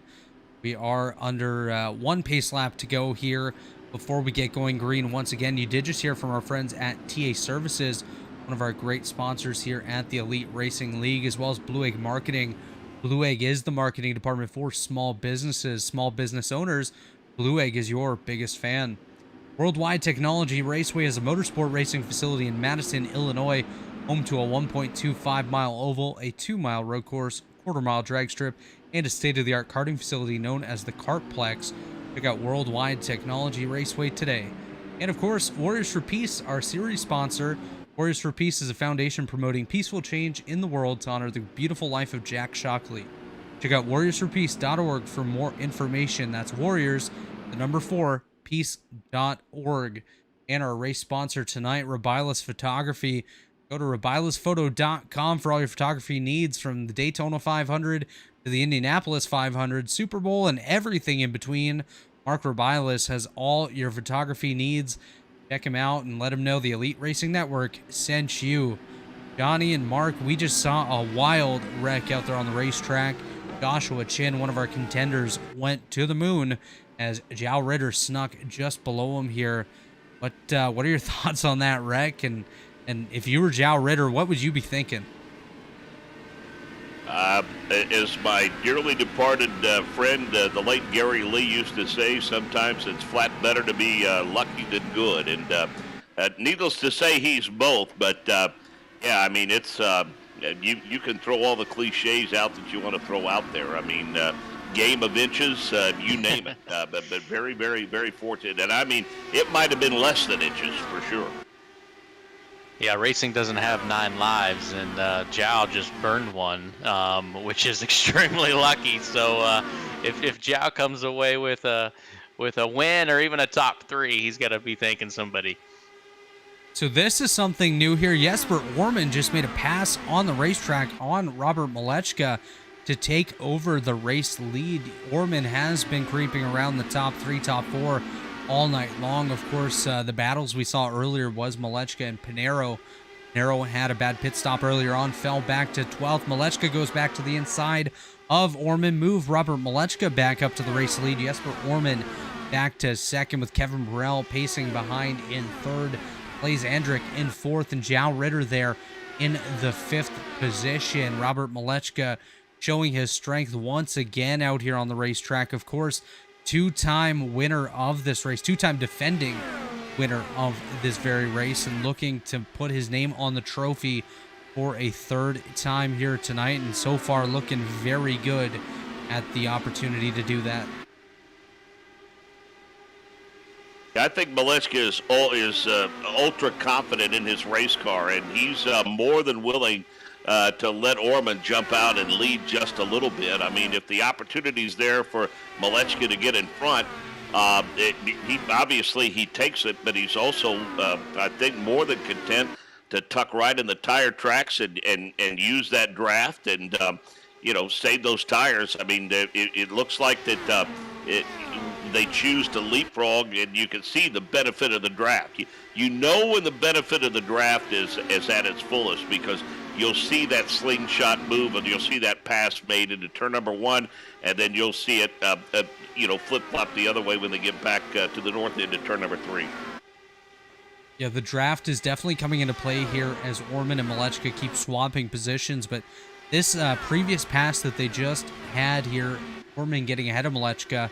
Orman nearly ran into the back of the Robert Malechka machine, so this draft is very, very strong, and they just have to be careful not to overuse it and cause a bit of a wreck here at the front. So these guys showing their absolute strength out here. They know Adriano Pinero is going to work his way up through the field and eventually rejoin this battle. Might be another pit cycle or two before Pinero does rejoin the top 3, but he is definitely coming as he's currently running in the 13th position, up about 27 spots from, or 17 spots, not 27, from his earlier restart, as Jesper Orman still chasing down the Robert Malechka machine for the first position. Chad Frankenfield, Chad Simpson in a pretty good battle for the 7th position. We watched them drive side by side for about a lap or so. Yeah, the Chad's doing a nice job. They've been together basically the entire race so far. Chad Frankenfield started back in the 9th position. Chad Simpson started right where he is right now in the 8th spot. So these two actually started together out on the racetrack, and Simpson really just looking for an opportunity to get by Chad Frankenfield. Doesn't have the draft right now to do so, but keep an eye on that Chad Simpson machine, as well as Craig Forsyth, who's hanging around the top 10 for the last while here. Started up in the top 10 and just continues to ride there. That's someone I have my eyes on, and really hoping to see him have a good run out there. One of the good guys out in the field, kind individual, and a really strong driver. So Craig Forsyth, one to watch in about 100 laps time, as we are on lap 94 of 200 here. Robert Malechka, Jesper Orman, Kevin Burrell, the top 3. Blazandric, Jow Ritter, the top 5. Chad Frankfield, Chad Simpson, Jared Rexing, as Jesper Orman goes back to the inside of Robert Malechka. Move Orman back to the race lead. Incredible battle for first and second. Meanwhile, I'm trying to get Joshua Chen or Ryan Schold up here. I'm working on getting an interview for the 2 drivers that crashed out. We'll see if we can get them. As Johnny Thomas does work on getting us an interview with one of the drivers just involved in the latest incident. We do continue to watch this battle for the race lead. It is Malechka and Orman swapping positions, much like we saw with Malechka and Pinero not too long ago in this race, as now Orman goes back to the inside of the Robert Malechka machine. Jesper Orman, one of those guys that maybe wasn't on everybody's radar to be a big contender here tonight, and he's showing that he does have the pace, he does have the skill to do it, and he's somebody to watch for the next 100 laps here. As I'm looking through the field, I see a bunch of guys that have gained a bunch of positions here. Of course, Jow Ritter up 17 spots from his starting position. Lance Anthony, another driver, we have not even said his name once tonight, and he is just outside the top 10 in the 11th position between Victor Del Porto and Archie Coveney. Coveney and Del Porto both have gained 15 and 14 positions respectively as well. So a lot of big movers in this race. A lot of guys that have taken advantage of others' misfortune as well, and are putting themselves in the right place.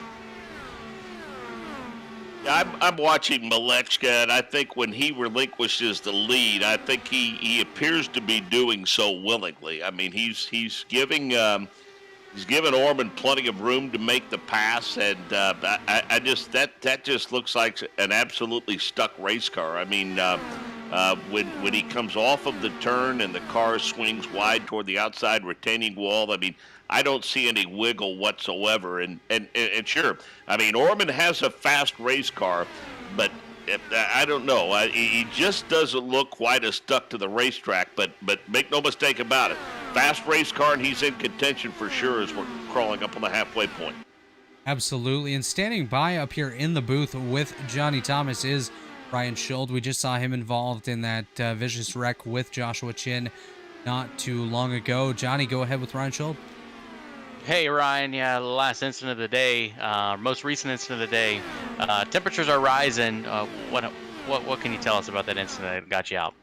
Yeah, so Aldrich was just in front of me. Was kind of making some gains on him. I found a bit of a rhythm, getting a little bit lower than him in the corner. Really just clipped the concrete out of 4. And you know, if you guys remember, Alonso a few years ago did the same thing in practice, basically a mirror image of that there. So full driver error on my part, unfortunately, and then took Chin out, who I know had aspirations for a trophy tonight. So unfortunate for that as well. But, you know, there's a small error, and here at IMS, it can pay the price, and that's more or less what happened. Yeah, we were talking about you early on. You ran the fastest lap. I actually think you still have the fastest lap of the day, working your way up, I think, as far as 10th at one point. Being in this field is no slouch. And just making this thing, what was your expectations going in? And I'm sure they were starting to rise a little bit as you were making your way up there. Yeah, so initially I knew first stint, if we went green, I was in a short pit, which worked out from 14th to 12th. Then we had that first caution, chose to stay out with teammate Mark Murphy, and that was working out pretty well. I'm not sure if it would have long-term without any cautions, but it was working out, at least in the temporary, to have some clean air, run some quick times. So aspirations did grow a little bit. Was thinking top 10 would be great initially, more or less was thinking, if a little luck could squeeze a top 7 or 8 out of it. And, I think we were trending in that direction. Unfortunate that obviously not going to come to fruition this time around, but like you mentioned, stacked field top to bottom. Happy to be a part of it. Just, want to see the finish line next time around and see where things fall. Thanks, Ryan. That's Little Eagle Racing Honda Ryan Schold, number 4, out for the day, unfortunately, and we'll see you back next week. Thanks, guys. It was Johnny Thomas with Ryan Schold. You can hear the disappointment in his voice. Ryan said that he thought he had an opportunity to get himself a top 10 out there, and unfortunately it did go away for him in that incident. As Kevin Burrell and Blaze Andrick both coming down to pit road here, Johnny and Mark, obviously, if you are a guy like Ryan Schold, you think you have the opportunity to get yourself a good finish and it goes away. How dejected are you after something like that? Yeah, I'm more dejected that I was the one that made the mistake. I am less mad at myself when I get involved in somebody else's mistake. But when it's me that makes a mistake and then I take out somebody else, it stings even more. I know a lot of times, especially in iRacing, nobody likes to put the blame on themselves. But that was a perfect interview from Ryan. He owned up to it. He knew he made a mistake, and he's probably just shooting himself in the foot, knowing that he not only took himself out, but others as well. That's a great point. I mean, I think too that you're quick to earn the respect of your competitors if you just simply own it. I mean, the best of the best, the all-time greats, have been prone to lapses in judgment or errors from time to time, and I think the really good ones and the ones that are the most respected and the most revered are willing to kind of own it, say my bad, and move on. And as you suggest, the last thing you want to do is try to be involved in an incident that would ruin somebody else's day. But I think whenever someone basically says, one of those racing deals, I think that is the mindset that they develop after a while, which allows them to have a short-term memory. And I think that's the key to being successful in any form of sport. When things don't go your way is short-term memory. I mean, Mike Hull of Ganassi Racing said to me, one of our pit guys, rather, a few years ago when we were asking about a mistake that Scott Dixon had made, and he said, windshields are big and rear-view mirrors are small for a reason. We try to keep looking forward, and that's a great point. Yeah, that absolutely is a great point. It's big that you don't dwell on the past, especially when it does come to sports of any kind or life in general. Of course, you have to keep looking out the windshield rather than the rear view. And if you dwell on something that happened for too long, it's going to impact your performance and your well-being. And that's something that I think Ryan's going to be able to move on pretty quickly from this incident. Of course, he's going to be disappointed, and he's probably already reached out to Joshua Chin and they've discussed the incident. That's just the kind of person that Ryan Schold is. And Johnny, you've raced with him as much as I have, and Ryan's a really respectful guy, and I know he feels really bad about that wreck, but he just has to move on, look forward to the next one, and go out there for a bit of redemption. And it is unfortunate that a couple guys were caught up in that, including his Little Eagle teammate Hunter Smith, also out of the race. And now Little Eagle went from 5 cars to 3 left in the field, with Chad Frankenfield currently running third. Mark Murphy there in the 11th position. And Justin Fortner back in 17th. So Little Eagle still represented, but unfortunately lost two of their front runners. Yeah, and Joe Ritter pitted at lap 103. Pretty much from now on, the rest of the way, you can make it on 2 stops. So Joe Ritter, the first guy on the pit road. If we get a caution, he'll cycle up to the front. But right now, we're in that pit window where if you pit now, you got 2 more stops and you're done for the day. It's always interesting to me, guys, that it seems like that the last 100 laps always seem to roll off quicker than the first 100 for a 500-mile race. And obviously, yellows and things of that nature, cautions, play a part in that. But I think just from a perception standpoint, I mean, if you're one of those drivers that have put together a strategy, as we talked about off the top, putting yourself in a position like Frankenfield or Simpson or Forsythe, you've got to lap 110, you're solidly in the top 5 or 6.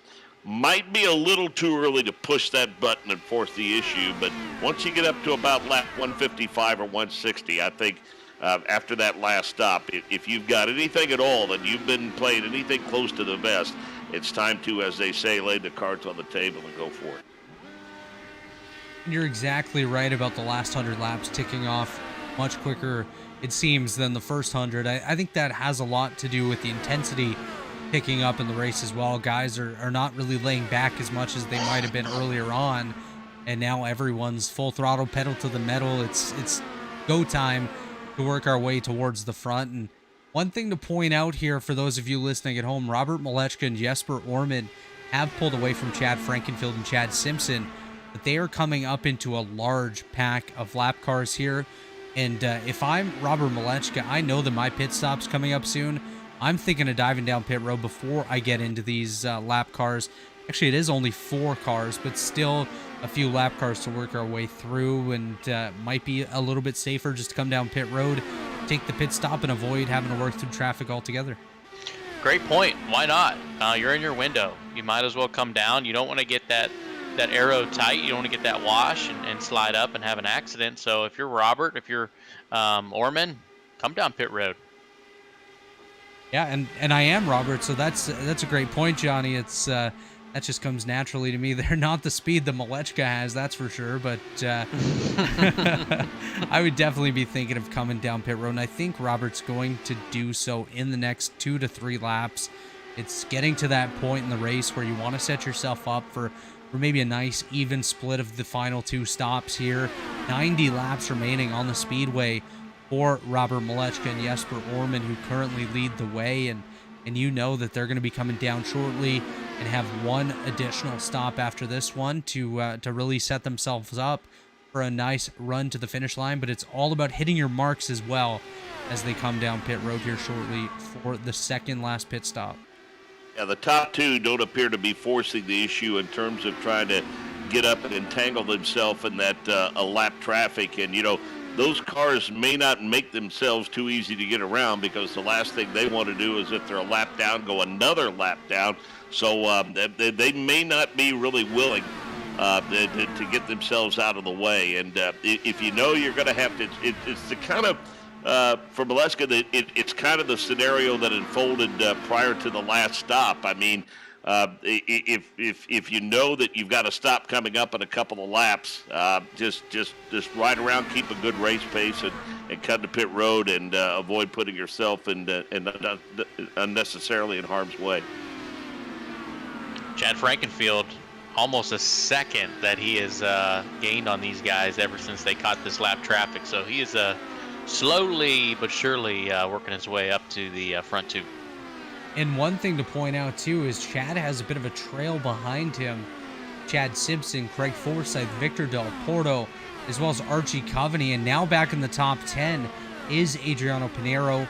And welcome to the top 10, Lance Anthony, up 20 positions from his starting spot. That is not easy whatsoever to gain that many spots out on the racetrack. Lance has done so, and that's definitely got to feel good for him no matter where he ends up at this point. But I'm watching Adriano because this is getting to the point where he is going to be Robert and Jesper Orman down pit road. The top 2 nearly make contact entering pit road as well. That got really close as Jesper Orman pounces on the Malechka machine coming down pit road to close the gap, and you can barely fit a crewman between those two cars as they come down the pit lane.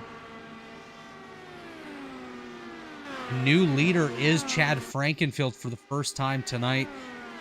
That's got to feel good, at least putting your name at the top of the scoring pylon here. Always cool looking up, seeing your number as you come around the racetrack. Frankenfield, Simpson, and Forsyth, the 3 C's lead in 1, 2, 3 right now, and they will stay out on the racetrack at least for another lap. Chris Simard also came down pit road there. He's coming to the attention of his pit crew as Chad Frankenfield does pace the field at this current point. Robert Malechka, Jesper Orman have exited pit road, currently scored in 19th and 20th positions respectively, but of course that will cycle rather quickly as the rest of the field comes down and does what should be their second last pit stop of the night. Robert and Jesper absolutely nailed the pit stop. It is no easy task to get on and off pit road, and they came out the same distance as they came in. It's unbelievable the type of skill that these sim racers have, especially at this racetrack. Their time on pit lane, 40.67 seconds for Robert Malechka, 40.78 for Jesper Orman. Barely a tenth of a second between the two of them on pit road. Orman did a fantastic job closing the gap coming down pit road. And just to put it into perspective here, Chris Simard also came down around the same time. 42.27 seconds was his time on pit road. So a 2-second difference between Malechka and Simard. Frankenfield does lead the way. Now he's coming down pit road to the attention of his Little Eagle crew. Craig Forsyth for 40 Raceware also coming down the pit lane here.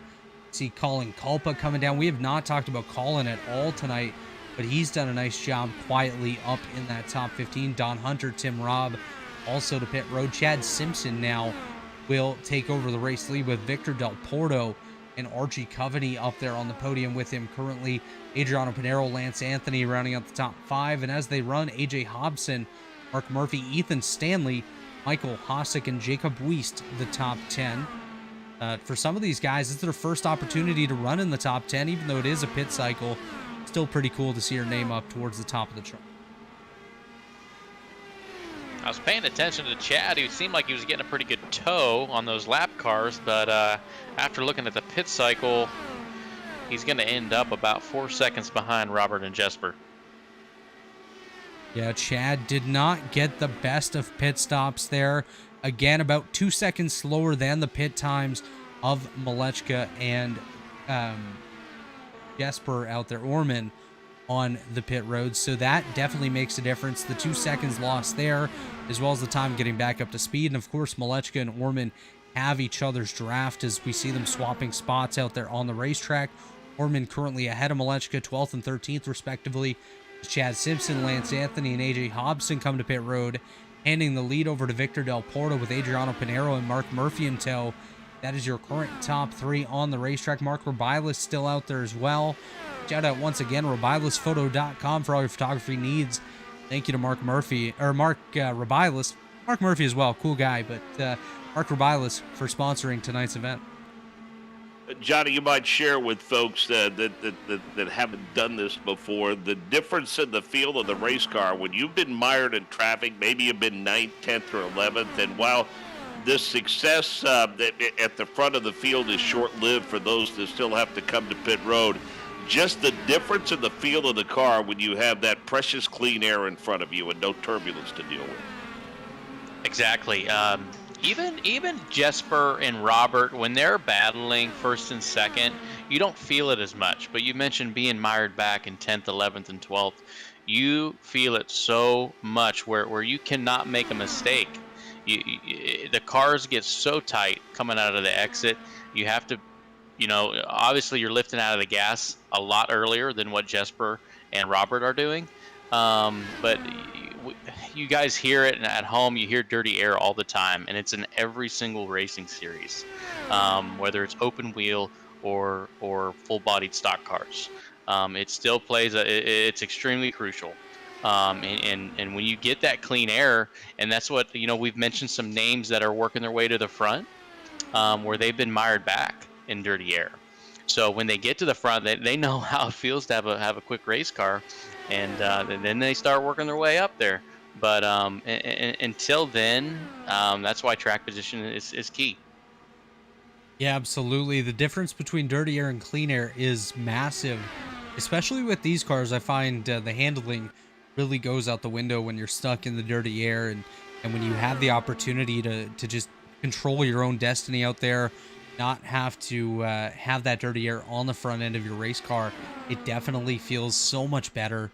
And these guys that we mentioned getting up to the top 10 for the first time, having that clean air, not being stuck in traffic, they're feeling a total different race out there.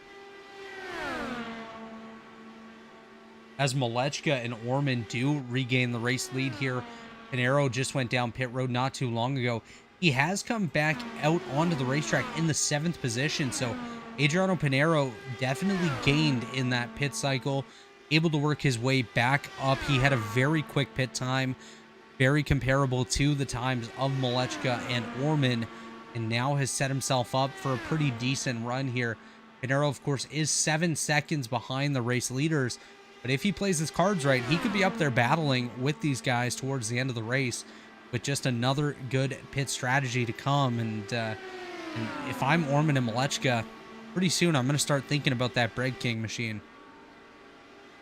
Well, now you're seeing almost the 2 races unfold. Orman and Malechka are obviously battling for the race win.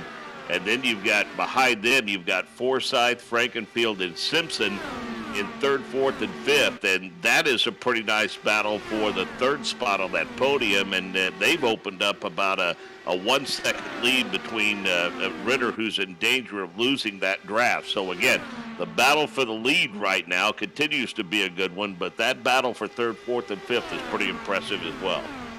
Absolutely, as we just saw Craig Forsyth and Chad Frankenfield swapping positions a couple times here on this lap, and now Frankenfield does have the upper edge over that Craig Forsyth machine. Chad Simpson just behind them. Jao Ritter and Adriano Pinheiro starting to pick up their draft as well to close in on these drivers just ahead and join that battle for the 3rd position, as Frankenfield and Forsyth side by side once again coming off of turn number 2. Frankenfield does have the upper edge, but Forsyth looking back to the inside. A lot of clean racing. I mean, through 1 and 2, they raced each other awfully clean and left plenty of room to the high side and extra room to race in. Absolutely. Having the space out on the racetrack definitely gives you an opportunity to play with the lines, going high, going low, taking that draft, sending your car where it needs to go to make the pass, as Chad Frankenfield now goes to the inside of Craig Forsyth, heading down the front straightaway towards turn number 1. Frankenfield will regain the position over the Craig Forsyth machine. The Canadian there running in 4th, doing a fantastic job tonight, and he is battling one of the series best in Frankenfield, who just wants to close that gap on the race leaders, put himself in position to finally get one of these races, as Forsyth goes back around the Frankenfield machine and is being a bit of a pest in the side of that Frankenfield car. Well, here's the problem. Two laps ago, they were about 4.5 seconds behind the top 2. And the fact that they can't get organized and they're continuing to swap the lead among 3rd, 4th, and 5th, what has that done? That now has opened up the gap from 2nd place back to 3rd place. It's now opened up to almost 6.5 seconds. So I understand that you want to grab that 3rd spot on the podium, but there's still 70 some odd laps left, so it might be a good idea to get organized if you have any hopes at all to catch the front 2.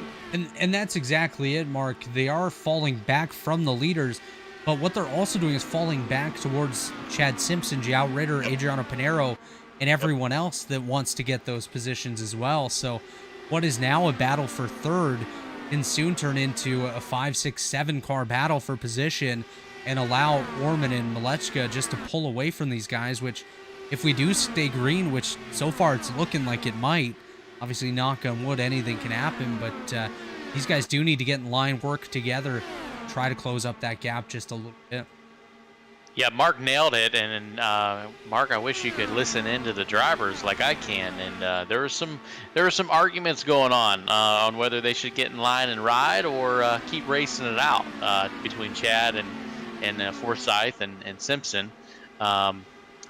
Chad and Craig and Chad, the three C's, they were all arguing with each other, talking about how they're losing time. But I just think Jesper and Robert are the quickest cars on the track, and they just continually pull away. Now, those arguments are normally reserved for the spotters up on the roof in turn number 1, and up in the stand in turn number 3. That communication doesn't take place from driver to driver very often. No, absolutely not. And of course, Johnny, we know a spotter that's been there at Indianapolis, won this very race.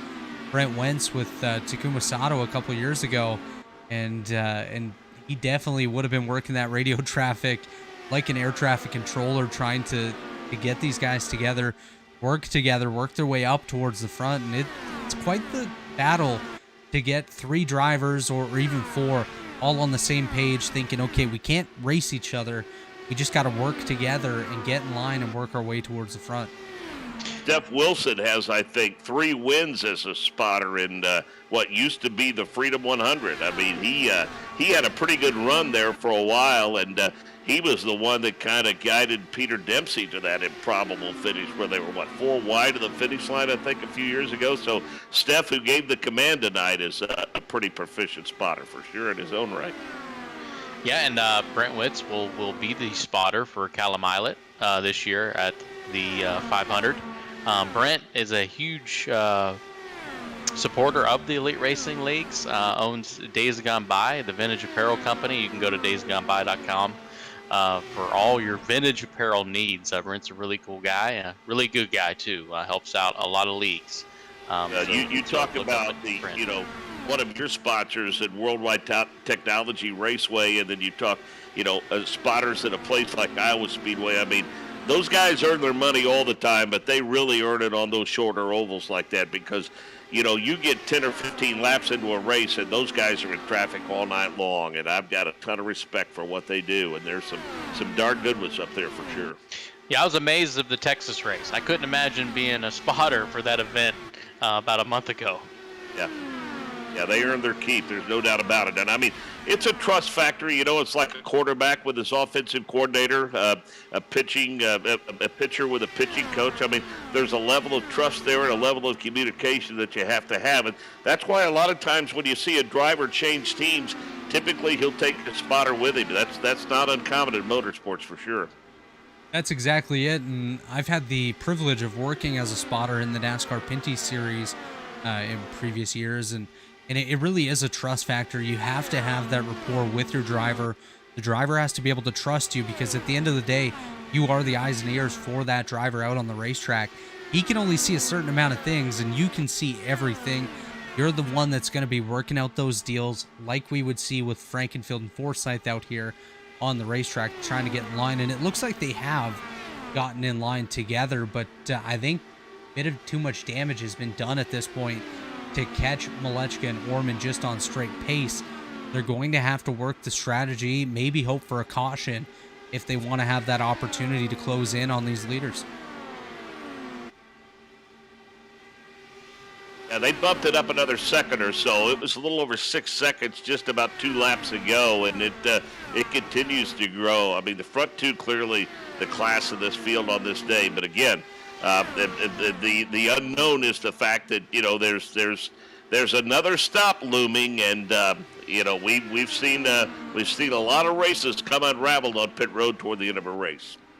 And one of those very races that we've seen kind of go the opposite direction with a bad pit stop is Adriano Pinheiro. He's back in the 7th position now after losing a ton of positions earlier on, and he has not really been able to regain anything out there on the racetrack. Just kind of been stuck in the back, and we do see now Jared Rex and Kevin Burrell both coming down pit road for their pit stop. 67 laps to go, so they will have another stop in here at some point, probably just trying to split this last part of the race here. And one thing to point out, our leaders are going through some lap traffic right now. That is Jesper Orman currently on the inside of Jeremy Millerin. Millerin, the driver, is 8 laps down at this point and is being passed by the race leader. So once they get to lap traffic, that's another thing that can play a huge factor in this race. Luckily, they don't seem to have too much of that out ahead at this point, just the odd lap car here and there. But if they were to catch a pack of lap cars, that is something that Frankenfield and Forsyth can take real advantage of. Try closing in just a little bit each and every lap.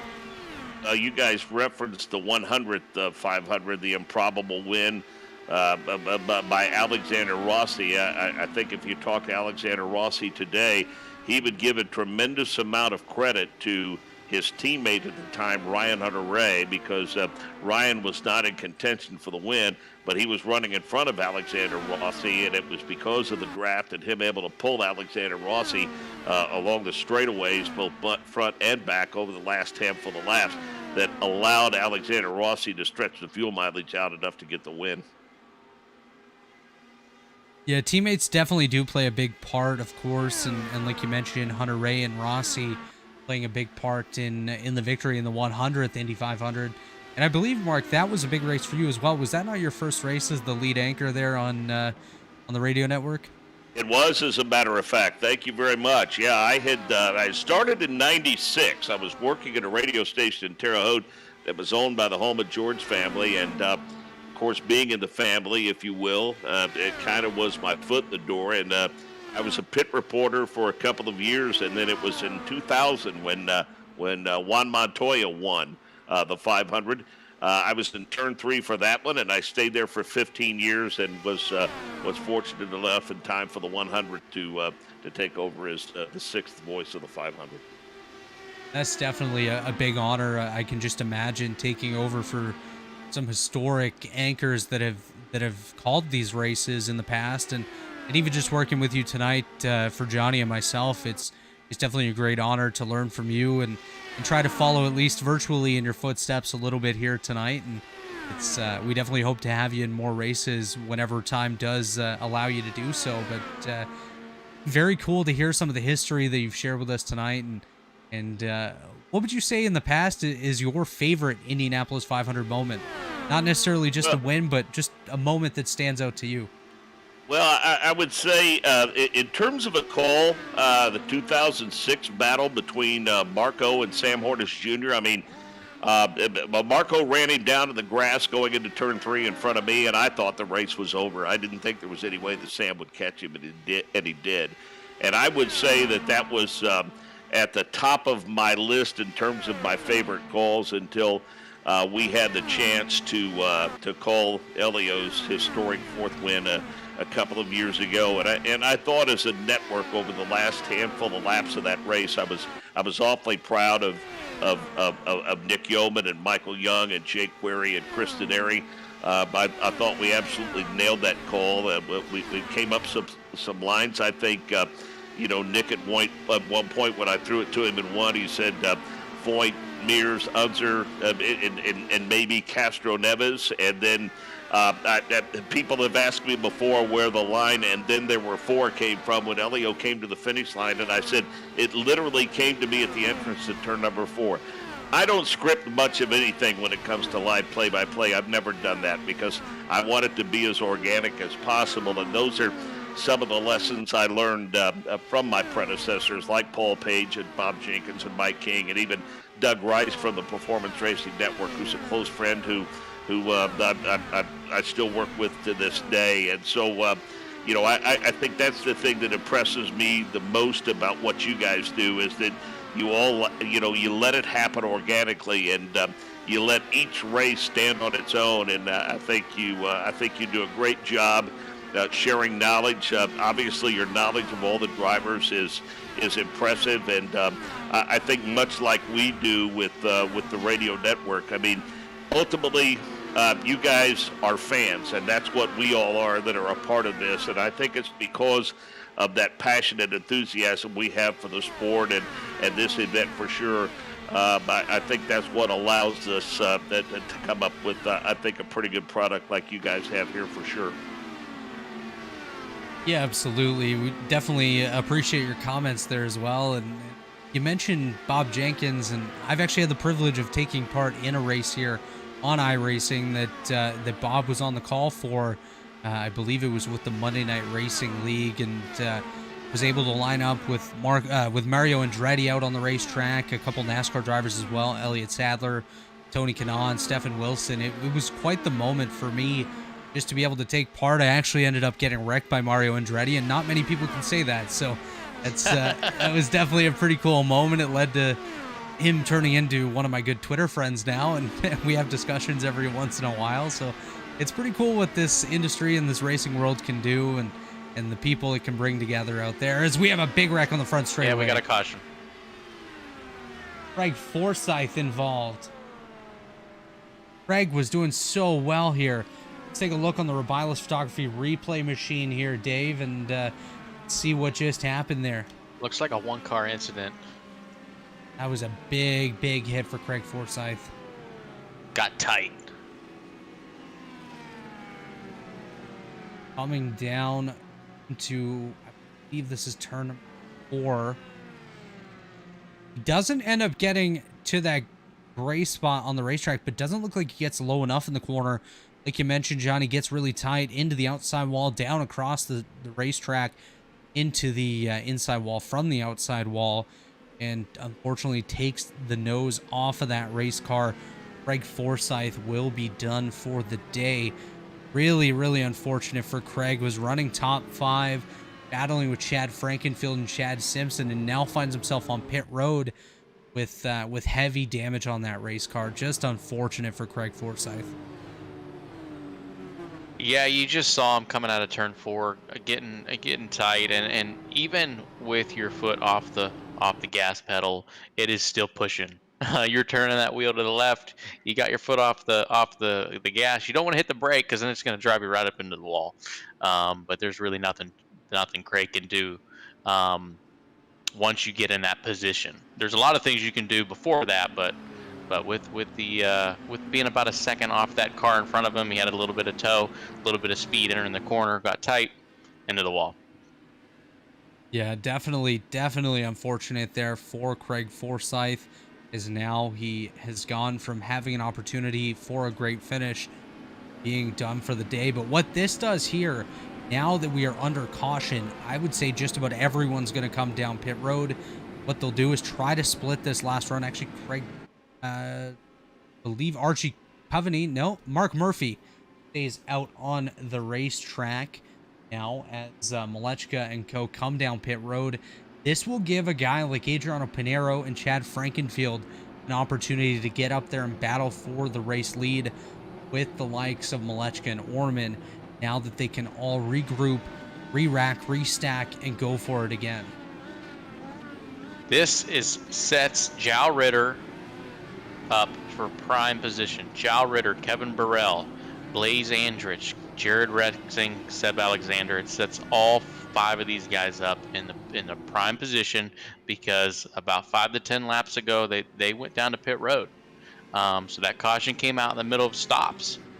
They're going to cycle through, and all they got to do, only thing they got to do is get to 168. If they can do that, they're in the best spot possible, because that means they can go the rest of the way.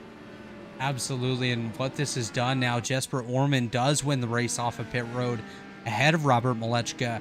Adriano Pinero jumps back up to the 3rd position. Chad Frankenfield stays in 4th, and Chad Simpson now scored in 5th. The rest of the top 10 is Victor Del Porto, Archie Coveney, Lance Anthony, AJ Hobson, and Mark Murphy.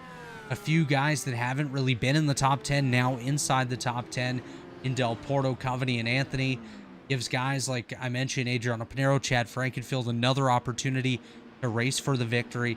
And like you said, this gives Jao Ritter and Kevin Burrell an opportunity maybe to play strategy here and have a good shot at the victory at the end of the night. Yeah, Jao Ritter pitted at lap 135, based on the pace that we're seeing and the amount of laps these guys can go is about 32 to 33 laps. And so he's well into that position to pit around the 168 marker. So we're going to see what happens. Is actually, this is all getting thrown out of the way because Jao is taking the wave around. He's not even the leader. Oh, Johnny, come on now. Man. as John Ritter is coming back around to get back on the lead lap. This could still work out in their favor. They could still gain a handful of positions, but as these guys do take the wave around, we're going to take our final commercial break of the night here on the Elite Racing Network. This is the Rebilas Photography 500, and don't go anywhere. We'll be right back. Racing isn't easy, but experiencing it is. iRacing puts you in the driver's seat with the industry's leading sim racing game. Drive on laser scan replicas of the greatest racing circuits from around the world. Go head-to-head against other drivers chosen by skill-based matchmaking to ensure competitive racing at every level. Compete across all your favorite series. In officially licensed cars, engineered to deliver the most accurate driving experience possible.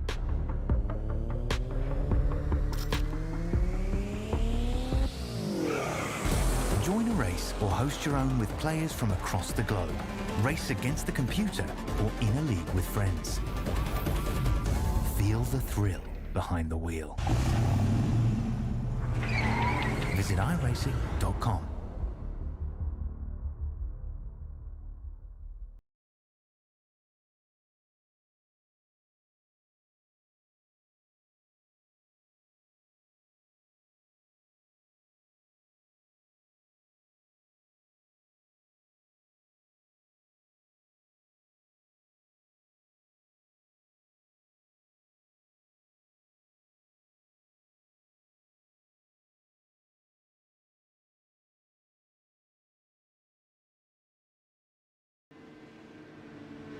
We are back here at the Indianapolis Motor Speedway. This is the Rebilas Photography 500. You just heard from our friends over at TA Services as well as iRacing.com. Some great supporters of tonight's event. Alongside them, Blue Egg Marketing is the marketing department for small businesses, small business owners. Blue Egg is your biggest fan. Worldwide Technology Raceway in Madison, Illinois is a motorsport racing facility just east of St. Louis, Missouri, and close to the Gateway Arch, featuring a 1.25-mile oval, 2-mile road course, quarter-mile drag strip, and a state-of-the-art karting facility known as the Kartplex. Check out Worldwide Technology Raceway today, and of course, our series sponsor, Warriors for Peace. Warriors for Peace is a foundation promoting peaceful change in the world to honor the beautiful life of Jack Shockley. Check out warriorsforpeace.org for more information. That is Warriors, the number 4, peace.org. Down on the racetrack, we have just come off turn number 4. The pace car is off.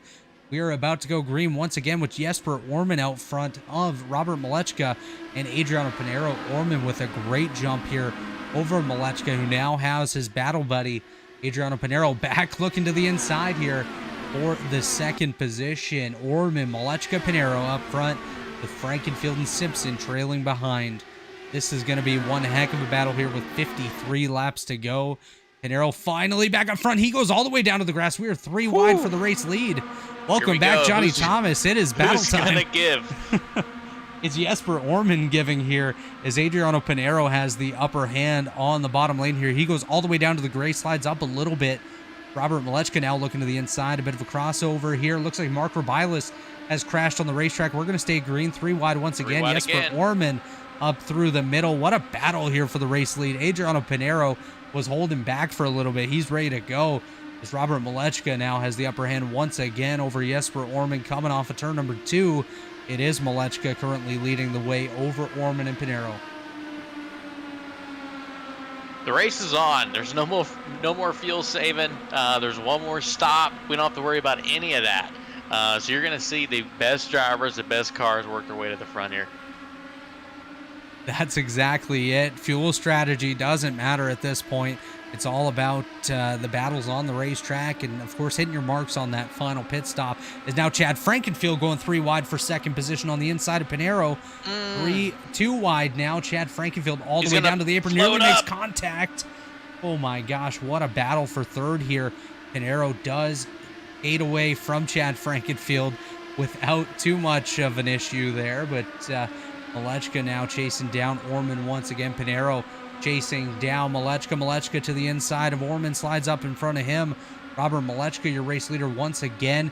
And those keeping score at home, Eric Troiano, Mark Rebilas, Kevin Burrell, all have reported to pit road after an incident on the racetrack. We did stay green as they made quick work of themselves and took themselves back to pit road here as Jesper Orman goes back to the inside of Robert Malechka and retakes the race lead. Orman and Malechka, I mean, first verse, second verse, same as the first, as they say. And those guys have really put on one whale of a battle, no question. And Pinheiro obviously trying to keep pace now that the front two have got themselves sorted out and got some separation. Chad Frankenfield looked like he was going to get in contention for that second, maybe that third spot. He started to fall off a little bit about the halfway point of the backstretch. Yeah, like Johnny Thomas mentioned there, Chad Frankenfield kind of dove it in a little bit deep on Adriano Pinheiro, slid up a little bit, so you have to wonder if maybe he hurt the rubber on those tires just a little bit as Orman and Malechka continue to swap the top spot here. I do believe that Adriano Pinheiro has a little bit more than what he's showing right now on the track. I think he's holding back just a little bit to have that bit extra for the final run, trying to stay within fighting distance of the leaders, but not necessarily putting it all out there as Malechka and Orman continue to swap this spot. We can loop this all night long. It is just going to continue going for the next 49 laps out on the racetrack. Malechka and Orman, your top two right now in the Rebilas Photography 500. Well, I would ask you both from a driver's perspective. I mean, all of this, I think, by both of these drivers, Orman and Malechka, they're filing things away in their memory bank, and they're keeping and being mindful of the draft and how their car is reacting to that draft going into 3 and going into 1. And all that, I assume, is going to be filed away, and they'll be able to use that on the last lap. And so what that tells me is it's going to be decision-making time for the leader when we get to the white flag. Where does he want? I mean, if you're the leader or you think you have the best car and the one that behaves the best in the draft on the slingshot move, do you want to position yourself to be in second place in the white flag, or do you want to be up front? Mark, watching this, it takes about a half a lap to develop a run. You're seeing the passes come on the entry of turn number 3, the entry of turn number 1. So if I'm the leader, and if I get passed coming in to turn number 1 in the last lap, I'm not sitting in the best position. So if I'm in second place, I want to make my move coming to the white flag, because I don't think then coming out of 4, that guy in second is going to have enough speed to make the pass at the start-finish line. And what you might see, too, on that last lap, if you're the lead car, cars have a tendency to come off of turn number 2 when they're the leader, and they take a more snake-like approach, if you will, almost do S's down the back straightaway to try to break up that draft a little bit and prevent that slingshot move into turn number 3. Yeah, we're definitely going to see that. We haven't seen it yet. These guys are playing pretty safe with each other, but once we get down, to the nitty-gritty, you're going to start seeing that snake-like draft starting to come into play. 100%. You're definitely going to see that snake-like draft, like you mentioned, Johnny. And to answer the question, Mark, I would definitely want to be in second place coming to the white flag. I just think that the draft is too big here, as we keep seeing Malechka and Orman swapping spots. If you can be in second coming to the line, set yourself up perfectly for a well-timed pass to get by the guy that is in the lead and put yourself out front. You can likely hold on for the duration of the lap, maybe throw a couple blocks in there to hold off, as we do see Malechka and Orman swapping spots once again on the racetrack. But I definitely think it's all about the timing. It's all about putting yourself in the right position, and we're definitely going to see a bit of gambling here between Orman and Malechka towards the end on who wants to be out front. Now, this is very similar to what we've seen the last couple of years in the 500 in terms of the battle essentially coming down over the last handful of laps to the top 2 cars. And you can see now that the third place car is starting to fall off a little bit, and fourth place and fifth place and so on and so forth. And again, that's where Dirty Aaron's coming into play. Now, one of the things that they think that was revealed by the test, and we kind of saw it with our eye, is that now there's a line of about 5 or 6 or 7 cars because of some of the changes that they made to inlets and whatnot, which should make much more competitive racing. But there's no question The front two are having a much easier time of staying with one another and swapping that lead. And as you guys have touched on earlier, once you go at the third, fourth, fifth, sixth, and seventh, that dirty air really starts to come into play, and that's what causes these guys to lose that lead draft. Yeah, absolutely. I think one thing too to point out is these guys have really developed a trust for each other up front. Orman and Malechka have gotten so close to each other when making these passes, but they have that trust to know that they don't have to move out of the way to not get hit by the driver that's trying to get by them. And I think that's definitely important, especially when you're battling so close with a competitor. Knowing what they're going to do, knowing their aggression and skill level, that's very important, and that's something that Orman and Malechka have really developed together here and have put on a fantastic race. I really hate that you at home cannot be viewing this right now, because these battles have been absolutely insane out there. Of course, Pinheiro still waiting in the wings there in third, Chad Frankenfield fourth, and Chad Simpson fifth. These guys are all basically single file, spread out a little bit here, but Orman and Malechka are on top of each other and have been for numerous laps now. Well, so we're coming up on lap 60. What are we thinking?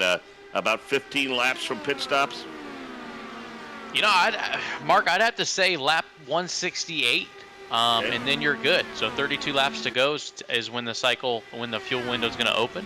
So I want to be on that beginning of that fuel window in case a caution comes out. So look for about 8 more laps. I think these guys are going to come back in. Yeah, I definitely think you're pretty spot on with that, Johnny. These guys are going to get close to pitting here. I mentioned to split that second, to split the final stint here, it'd be about 27 laps, so we're about 14 away from that right now. I definitely don't think these guys are going to stretch it to the entire 27. I think what they're going to try to do is go towards the start of the pit window so they can be as light as possible towards the end, have the best possible pace and the lightest weight coming to the line. As of course in this series there are no green white checkers that we see on the NASCAR side. You are racing to that final flag. That's it. That's all. And you want to have the lightest car so you have the most pace. And Robert, you mentioned the respect that these guys have in the top 5, and you know they have Indianapolis figured out, but they have the Elite Racing League Dallara series in general figured out. I mean, you look through the top 3, Malechka, Orman, Pinheiro, they all run in the top 4 in points. The only guy missing from that is Joshua Chin, and he was an instant bystander in that crash. So these are the best guys that the Elite Racing League has to offer. Yeah, absolutely. And like I mentioned before, most of these guys have raced together for years. They race together 5 or 6 nights a week across different leagues, across different series, and they've really built that rapport with each other, built the respect. Same as in the real league that we can't really talk about. That's going to be taking part in the real world event in just a few weeks' time. Those drivers know what each other are going to do. They have the respect for each other for the most part. Of course, there are rivalries out on the racetrack, guys that just genuinely don't like each other. But for the most part, you have that, at least a mutual respect for each other on the racetrack. That's what we've seen all night long, especially up here in the lead and all throughout the field. There hasn't really been any incidents whatsoever caused by over-aggression, disrespectful drivers, anything like that. It's basically just been a simple mistake by a couple of the guys pushing a little bit too much, getting the wall, and that's what's caused the incidents. So it's been a really good race so far with only 38 to go. I can't believe we're getting this close to the end. I'm excited to see who takes this Rebilas Photography 500 in just 37 laps from now, as Jesper Orman, he just continues to go for the lead on the inside of Robert Malechka. This will not end until the checkered flag comes out, and I think even after that, these guys might be battling. I've noticed a vastly different approach to passing when dealing with the draft. Malechka, his approach is not nearly as aggressive. He gets within about a quarter car length before he jumps out of line and makes the pass underneath. And watching Orman, when he makes the pass into turn number 1, I mean, as they're approaching turn number 1, he is so close up underneath that rear wing that it almost looks like one car coming at you into turn number 1, and then he makes a very late exit to the apex at turn 1. Yeah, that's a great point, and we did just see that again with Orman behind the Malechka machine. He gets right under that rear wing and at the last second releases to make the pass.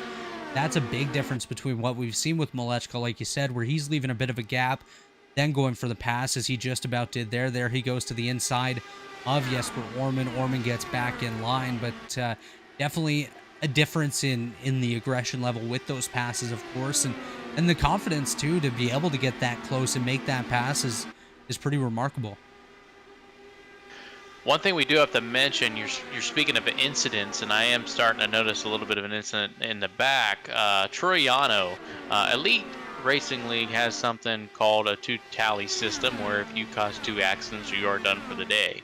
Troiano has had 2 tallies, and they are parking him. He was disagreeing with that, but it looks like the race official got the last word, and Troiano is now parked for the day. Wow, that is a big retirement there. Eric Troiano, one of the Texaco Racing by TK drivers, has been forced to call it a night. Back to the garage is Eric Troiano as we are getting closer and closer to that final pit stop. We are in the pit window now, Johnny, just about. The longest typically we've seen so far tonight has been about 34 laps. We are at 34 to go now, so I believe within the next few laps, we're going to start seeing guys come down pit road. Maybe you'll see the likes of Pinheiro, Frankenfield, and Simpson dive down a little bit earlier, try to play some pit strategy here, as Malechka actually pulls a pass similar to what Jesper Orman would do right there, getting right up under the rear of that car. But pit stop's definitely underway here in just a few moments' time. Pinheiro and Frankenfield doing a good job at staying with the leaders. They're staying right in the same distance that are comfortable with coming down pit road. You can probably make up a little bit of ground. You can also lose a little bit of ground.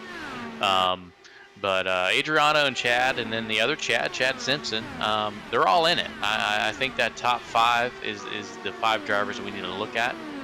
Chad only 2.5 seconds back. So we're going to see when they come in. Right now, I mean, I think about coming in here in the next 2 laps. Yeah, I would agree with you, Johnny. I think, like I said, you kind of want to go earlier in the pit window so you can have that lighter car towards the end. I don't anticipate either of Malechka or Orman coming down first. That's just not going to happen. I think you'll likely see, like I mentioned, someone like a Pinheiro or a Frankenfield, maybe even Chad Simpson come down. And I'm wrong right now. Ethan Stanley diving down pit road from the 14th position. So first driver of that top 15 to come down pit road. Blaze Andrick coming down, Jared Rexing as well.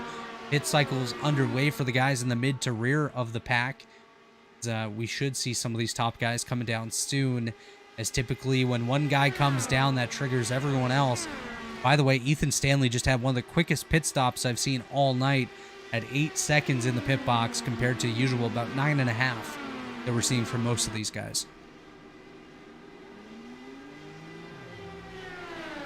Across the yard of bricks here, 31 to go. It is Jesper Orman just ahead of Robert Malechka. Adriano Pinheiro hanging out in third. They're still pacing these guys, not falling back, not closing in too much at all, but he's doing what he needs to do to stay in the fight as long as he can here. As we see cars exiting pit road, rejoining into the field, this is where things might get interesting. Somebody could rejoin a little too aggressive, cause a bit of an incident, and trigger a caution, which at this point we really don't want to see. We want to see the strategy come into play, and we want to see everyone fight it out as best as they can. Malechka to the line, 30 laps remaining here in the Rebilas Photography 500. You're starting to see the snake now. You guys just noticed it. The viewers at home, they can't see it, but we're trying to explain it now. The draft is getting more aggressive. You're starting to see Robert duck down right off the exit of the turn. The snake is definitely happening like you guys see in real life. Yeah, we're definitely seeing a difference in the driving style from these guys. Of course, the snaking, like you mentioned, on the straightaway, trying to cut some of that air off of the nose of Jesper Orman and not giving him as much of a draft. Here comes Robert Malechka and Jesper Orman to pit road. Oh! Jesper Orman bails at the last second, nearly hits the pit wall. Malechka locks it up coming down pit road. Here we go. Pit cycle is underway. Jesper Orman, though, I think he just gave away a bit of time coming down like that, though. You know what? Robert, I think he was just trying to follow his draft, and he didn't know that Malechka was pitting. He was He was totally surprised by that dive on pit road, and he had a choice: either go back to the racetrack or hit the attenuator. Those were his options at that point. I think I would take the choice of going back on the racetrack rather than I think because had he come onto pit road, he made up his mind so late that he would have just come onto pit road far too hot. That's exactly it. And even now he comes down pit road very hot. You see him lock up the tires here. Smoke absolutely pouring out from those tires as Jesper Orman does hop down to pit road. Adriano Pinheiro assumes the race lead. 28 laps remaining now as Orman has fallen currently in the 13th position. Robert Malechka back in 19th. Of course, the pit cycle is underway, so that will change many times. We'll keep you posted on where they do exit pit road, though, as the pit cycle continues on. Narrow, Frankenfield, Simpson, the top three. Yeah, Malechka's crossing the start-finish line right now. So let's see where he ends up compared to Orman. Frankenfield to pit road here from second. Simpson moves up to second. Del Porto to third. Coveney fourth. And Lance Anthony to the position. Malechka is going to get a run. He should be able to get past Orman here. These guys are back together. Malechka to the inside of the Jesper Orman machine. Butch Davis heads down to pit road to join Chad Frankenfield as the two cars on pit road currently. Pinheiro probably thinking about coming down next time by. We'll see if he opts to do so, or if he goes for the late pit, light fuel strategy, which is quite possible here. Pinheiro does stay on the racetrack, as does Chad Simpson there. Malechka and Orman easily make way of Chad Frankenfield. He's still on the apron of pit road. So Chad must have lost a few seconds on pit road as they're going to extend their gap. Yeah, unfortunate for Frankenfield there. Going to fall back off of Orman and Malechka. Lost about a second or so on those guys. Pinheiro does continue to lead, looking a little bit further back. You see Mark Murphy up there in the top six. He's doing a great job tonight. Led some laps, ran around the top 10 all night long, hoping to be able to finish off with a top 10 finish. And I think Mark Murphy's going to be pretty proud of his effort as Chad Simpson now comes to pit road from the second spot. AJ Hobson dives down as well. Two cars from the top 10 now on pit road. Pinheiro, Del Porto, Coveney continue to lead the way. Yeah, Mark Murphy yesterday at the Elite Racing Cup Series at Talladega came up into the booth and he asked me, he said, "Johnny, what should I do tomorrow?" And I'm like, "Well, you're the expert. You run all these Dallara races." And I just told him to keep his nose clean, stay in the top 10, and who knows what may happen. And that's what Mark's been doing, and he's looking at a good finish. Back to the 16th position, you pick up Orman and Malechka, and they picked right up, back up where they left off after that round of stops. And, well, I'll tell you, Orman dodged a huge bullet there, having to pit a lap later. And great job by him getting on and off pit road. A great job on that out lap, which allowed him to keep pace down the backstretch with Malechka, who had all kinds of momentum and who had been out for a full lap as he was coming back onto the race course from pit road. You're absolutely correct there. Jesper Orman did dodge a huge bullet there, as now he goes back to the inside of Robert Malechka to move up into the 10th position. They are now 10th and 11th. As Tim Robb, Jacob Wieston, Don Hunter came down pit road. Orman could have lost a lot more positions. He's about to gain a bunch here, though, as Pinheiro, Coveney, Anthony, Murphy, Culpa, and Fortner all enter pit road. This should move Jesper Orman and Robert Malechka back inside the top 5. The only cars remaining ahead of them out on the racetrack are Victor Del Porto, Yao Ritter, and Michael Hosick, who now finds himself up in the 3rd position. And just want to give another quick shout out to Michael Hosick, doing a great job there for Covered Bridge Racing. They brought 2 cars here tonight. Didn't have luck with Mark Rebilas earlier on, but Michael Hosick running in a nice spot fairly late in the event as Victor Del Porto now comes down pit road, hands the lead over to Yao Ritter, and pretty soon we'll see Jesper Orman and Robert Malechka right back out front. Yeah, speaking of Mark Rebilas, he was right in front of Chad Frankenfield and caused Chad to lose a little bit of time. Right now, Chad did get around Mark, so he can set sail on trying to get to these leaders. Top 3 of Del Porto, Ritter, and Hosick have all pit now. It should cycle back to Robert Malechka out front this time by. just ahead of Jesper Orman. Adriano Pinero trailing, but very close to these guys at this point, only about a second off of the race leaders, as Jesper Orman does reassume the race lead. Orman, Malechka, Pinero, and Frankenfield the top four. Victor Del Porto and Chad Simpson currently battling for that 5th position as well. We are only 22 laps remaining in the Rebilas Photography 500 as Robert Malechka and Jesper Orman continue to battle for the race lead off into turn number 3. Pinero is flying. He's right now almost on the back of second place Jesper Orman.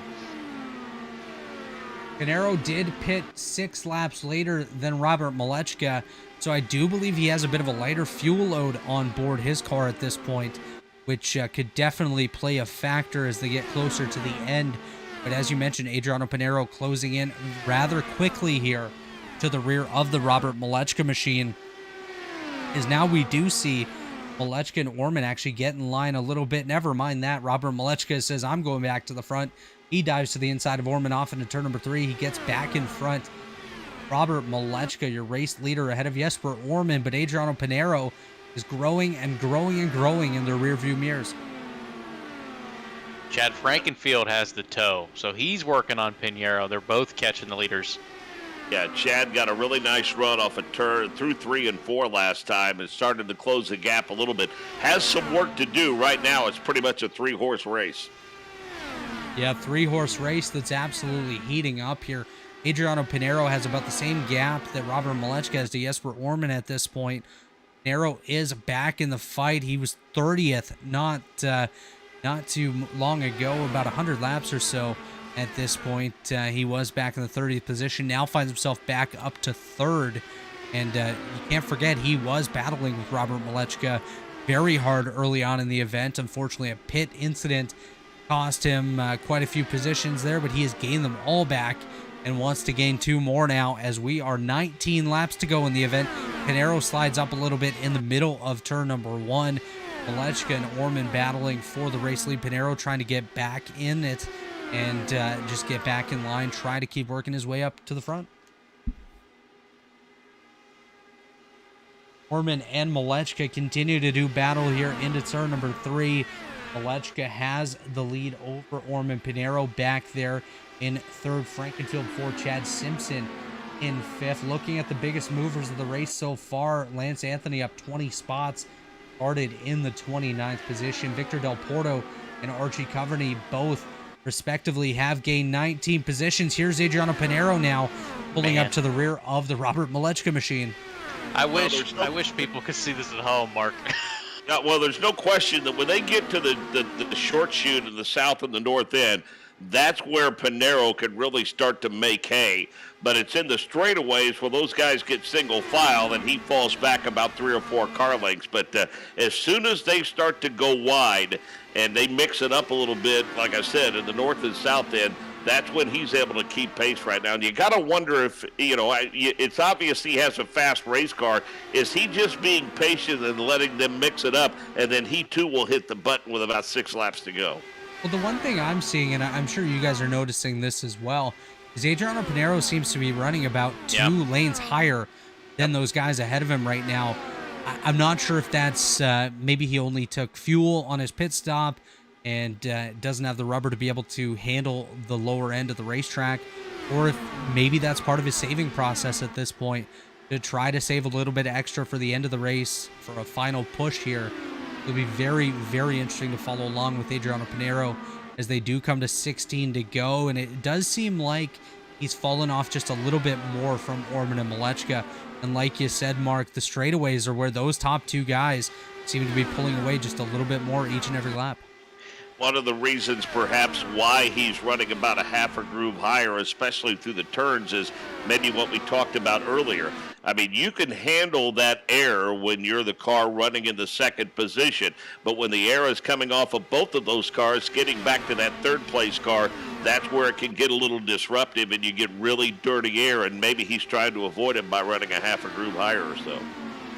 That's exactly right. That's exactly what I was thinking, is that half a lane up, he's trying to clear that dirty air up a little bit, and it seems to be working. I really think, Mark, you said, I think he's just kind of sandbagging here, and I really, really believe that you know, Pinero's just kind of sitting tight, seeing what Orman and Molesky will do.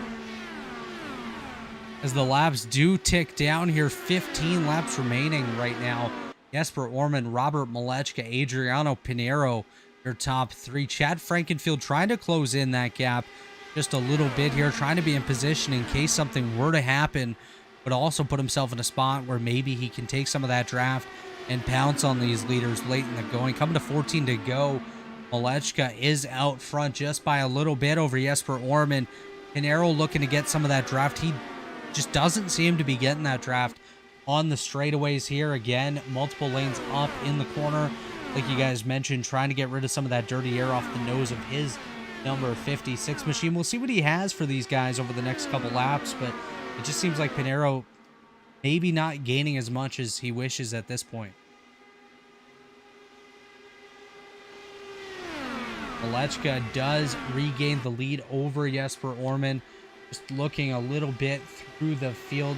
No major battles going on aside from the battles up towards the front. We do have Ethan Stanley, Jacob Wiest, and Justin Fortner battling a little bit further back for 13th. But the hot battle on the racetrack, of course, is Jesper Orman and Robert Molechka. Molechka looking for his third straight victory in this Rebilas Photography 500 event. Jesper Orman looking for his first. It'll be very interesting to see if it's one of these guys that takes it, or if it's the trailing Adriano Pinero that takes the victory tonight. Six cars within 2 seconds. There might also be the case when it comes to Pinero's car. One of the reasons why he loses momentum in the corners, and maybe one of the reasons why he is running higher through the corners, is that the car just doesn't want to turn for some reason. Maybe that front end just won't go where he wants it to go. That is definitely a possibility. The handling could be going out the window here at this point for Adriano Pinero. He also could be pushing it a little bit too hard, just trying to close that gap as well, also holding off Chad Frankenfield. Adriano knows how to win this race. He's won it before. He can do it again. The only two drivers in the top five that have victories in this race are Pinero and Molechka, and both of them running now in the top three. It'll be very interesting to see which one of them can use their experience to try to sneak away the victory, or will it be first-time victor Jesper Orman, or even the man himself, Chad Frankenfield, looking for his first victory in his 11th Rebilas Photography 500 attempt. The viewers listening at home, you know, we've stated it a few times, but Robert Molechka, a two-time winner back-to-back. Can he go three in a row? You know, we mentioned at the beginning of the broadcast, it would be a humongous feat. A feat that I don't think will ever be touched again. And he's, with 11 laps to go, he's got it. He's right there trying to get number 3. Much like a couple of years ago when Elio Castroneves got his fourth win over Alex Palou, you talk about the experience that he has in this event in particular. And, you know, Elio obviously had a wealth of experience at his disposal. And I think if you ask Alex Palou today, he would tell you that he would have handled the last 10 laps of that race a lot differently than he did. But bottom line is, at that time, he didn't know what he didn't know. And so experience and winning, especially winning here and having a lot of experience here, makes all the difference in the world. And boy, look who has hit the button all of a sudden. Pinero's right back in contention. I was just going to point that out. I also was going to point out we have hit 10 to go, which lines up perfectly with what Mark just said there about the 10 lap to go mark. But going on the racetrack here, Jesper Orman and Robert Molechka have completely changed the way that they're racing. They are side by side through corners, which we haven't really seen them do too much over the last little while. It's been more stay in line, pass on the straightaways, set up maybe entering a corner, but they're carrying side by side pace all throughout these corners. Down the back straightaway, the snaking has picked up a lot more. That's something Johnny Thomas pointed out earlier on. And like Mark said, Adriano Pinero has really closed in that gap a little bit, but now Molechka and Orman are kind of pulling away just a wee bit from the third place Pinero. Coming to 8 laps to go. Jesper Orman nearly got the outside wall. Yeah, Robert's not letting that inside line happen for Orman at all. So if Orman wants to make the pass, he's got to do it on the outside. Everybody knows the outside is very, very sketchy. So you see it coming out of turn 2. Robert's going to duck way down to the bottom. He's not going to let Orman take that spot on him. And coming off of turn number 2 at this racetrack, especially on iRacing, it could be very tricky, and I couldn't imagine too wide exiting as tight as these guys are racing. The track just wants to push up towards that outside wall, and you know, we saw a couple years ago Santino Ferrucci, every attempt that he made to qualify in for this race, he got that outside wall. So these guys battling as tight as they are with just 7 laps remaining, turn 2 might be their worst enemy here shortly. It's an amazing battle. It's an amazing, amazing battle to see 3 of these guys going at it like this. Just I mean, as long as they continue to run side by side, that's good news for Pinero because he's able to keep pace at that rate. Absolutely, great point there, Mark. It is allowing Adrian Pinero to join that battle. But one thing that I do want to point out, obviously these guys have been racing now for about 2.5 hours. Oh, Pinero and Orman nearly made contact there as they continue to get very close. But as I was mentioning, these guys have been racing about 2.5 hours now. Robert Malechka has been side by side for probably 2 hours and 25 minutes of that 2.5 hours. So mentally, he's got to be drained at this point, but he has to be at the top of his game, holding off these guys.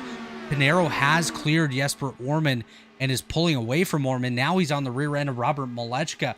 There is that experience of Pinero. He set himself up really well to be in position at the end of this race. We're coming to 5 to go here in the 200 lap Rebilas Photography 500. It's Malechka, it's Pinero, and it's Orman up front. Frankenfield and Simpson trailing in 4th and 5th.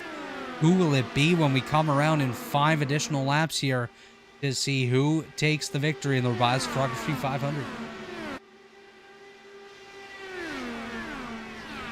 Malechka looking really, really good out there. He's able to gap a little bit over Adriano Pinero.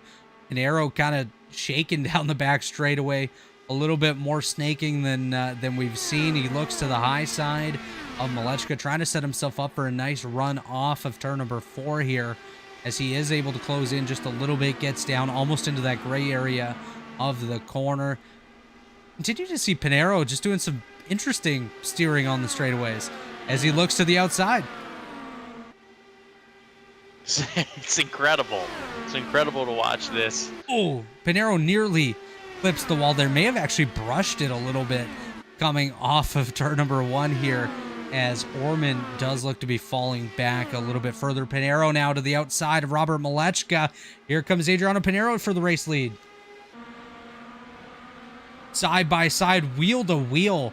Adriano Pinero on the high side, Robert Malechka on the bottom. Ladies and gentlemen, this is an exceptional race that we're seeing off of turn number 4, coming to 3 laps remaining. Malechka with the upper hand currently, but Pinero, not going away.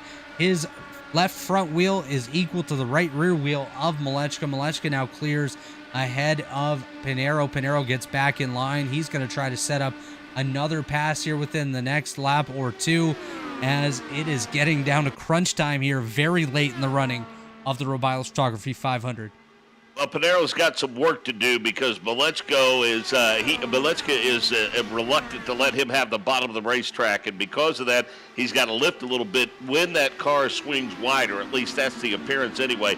But Malechka's doing a masterful job of hugging the white line all the way through the corners. Pinero lost a lot of time there. He thought about taking it to the inside, thought better of it, ducked out, and he lost about 2/10. So let's see if he can get it back. 2 laps remaining here at Indianapolis Motor Speedway.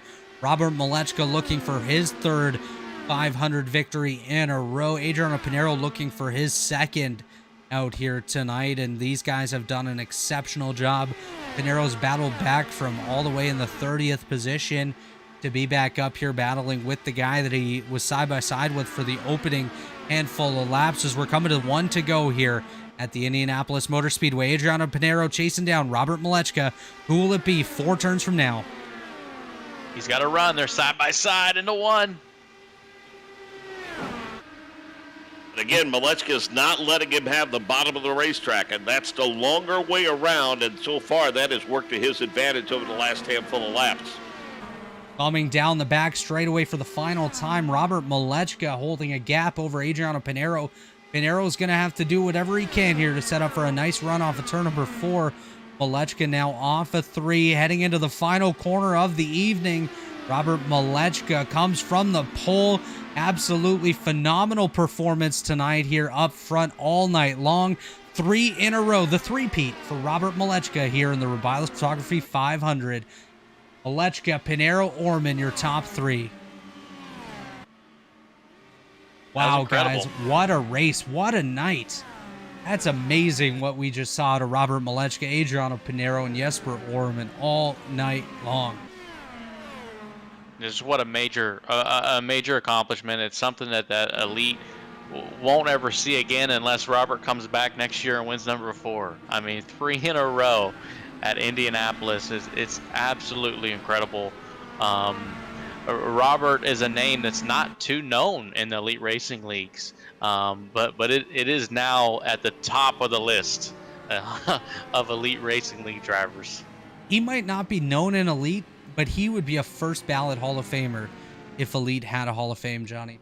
Robert Malechka, three-peat at Indianapolis. Incredible. I have goosebumps right now from what I just saw on the racetrack. This might be a virtual race, but the emotions are absolutely real. Yeah, I mean, I think the key is that from a handling standpoint, his car it handled the bottom of the racetrack a lot better. And I noticed throughout the course of this race, I mean, the setup on that car, he flat had it stuck to the racetrack because he was able to put it where he wanted, when he wanted. And when he was the second car in line, very seldom, if ever, did it look like the car was uncomfortable or disrupted by dirty air whatsoever. I mean, he had a hooked-up race car tonight, there's no doubt.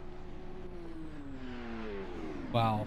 That was just amazing, guys. Like, I'm without words right now. I like to talk, but just what we saw all night long, Malechka and Pinero early, then Malechka and Orman all throughout the race, then again Malechka, Pinero, and Orman at the end. The battling that we saw, how tight it was, and how just phenomenal the race was altogether. That's amazing.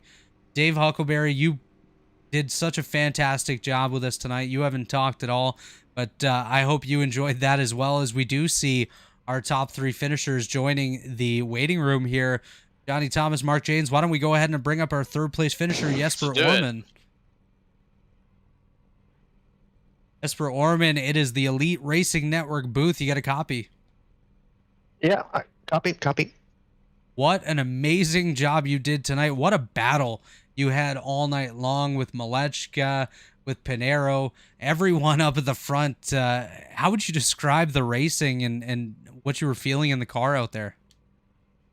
Yeah, it's a tough setup, and the track is very hot, so I kind of wanted to stay up as far up as I could in the order, and then I tried to, like, it's a kind of effective here to swap a little bit, and I know Rob, he's pretty good at swapping, although I needed to we needed to adjust our lines a little bit there. But I mean, we were running away a couple of times, and then yellow came out, and then we ran away again. And I mean, I thought we had it there in the end. But I mean, Adriano, he is a very, very strong driver, so he managed to stay within the draft. He's pitted a couple of laps later. And then I mean, I need to be more selfish, I think, because Rob started to defend that lead already with like 10 to go. Maybe I should have done it with like 12 to go. I don't know. And then when Adriano came up on fresher tires, I felt like I didn't get the. I felt like Rob gave him the draft there, so I was a little bit annoyed by that because we had been working all night. So yeah, it is what it is. I'll take a P3, you know. And I mean, Rob, he's a worthy champion, and Adriano, I mean, you're not gonna beat Adriano many races. It's gonna be very few. So I'll take P3. I'm happy with that. Absolutely. And just before I hand it over to Mark and Johnny for any questions they may have, you said that you maybe could have been a bit more selfish. Is there anything else you think you could have done differently in the last fuel stint to maybe have a closer opportunity to take the victory? Maybe something you could have done to stay out in front of Robert? Also, on top of the tools there, and hadn't been working the tools enough in this race, I think. So I didn't know what to expect with like 10 to go, and I didn't know how much weight jacket I needed and stuff like that. I felt like my car was pretty bad already in P3, so the only thing I could have done was to start defending the lead already with 12 or 15 to go. But that would have been that would have invited Adriano earlier, and I mean, these guys, they're so strong. It's not even certain that I would have been able to defend the lead anyway. So who knows? Yeah, absolutely. You know, you take the great result as you get it tonight. Third place for you. Nothing to be too upset about. And the lessons learned when it comes to the tools for those races going forward. I'm going to hand it over to Johnny and Mark tonight, see if they have any questions for you. But congratulations, Jesper, on your third place finish. Thanks. Yeah, Jesper, I don't have a question for you. I just have a statement. The level of respect you three put on, and the skill that you guys showed is something that we don't see in iRacing anymore. And I just want to commend you guys for that and congratulate you for being on that podium, because it was an amazing, amazing race. Yeah, thanks. We race each other almost every week, so we know we can race cleanly, and we know we can race side by side. So that's all good. Yeah, I don't have much to add to that. It was an enjoyable race to watch, and again, if you guys so aptly put it, I mean, there's a ton of respect there and a ton of familiarity there, and when you have people that you know are great competitors, but they have a healthy respect for one another, it usually produces a really good product like we saw tonight. It was enjoyable for sure. Yeah, thanks. I love Indy, man. It's I've never been there. I want to go to Indy. I hope it's going to be next year. And yeah, I'll just soak in everything I can during the month of May. It's awesome. Oh, Jesper, before we let you go here tonight after your third place run, is there anybody you want to thank? Any shout outs you want to give? Yeah, sure. My teammates in this race, Kevin and Seb, and also my great friend Thomas, and yeah, all the guys. Well, congratulations on your third place run tonight, and we'll see you next round here in the Rebilas or the Warriors for Peace Open Wheel Series. Yeah, absolutely. Thank you. Have a good night. And now, standing by the man of the hour with Johnny Thomas and Mark Jaynes, it is our race winner, Robert Malechka III.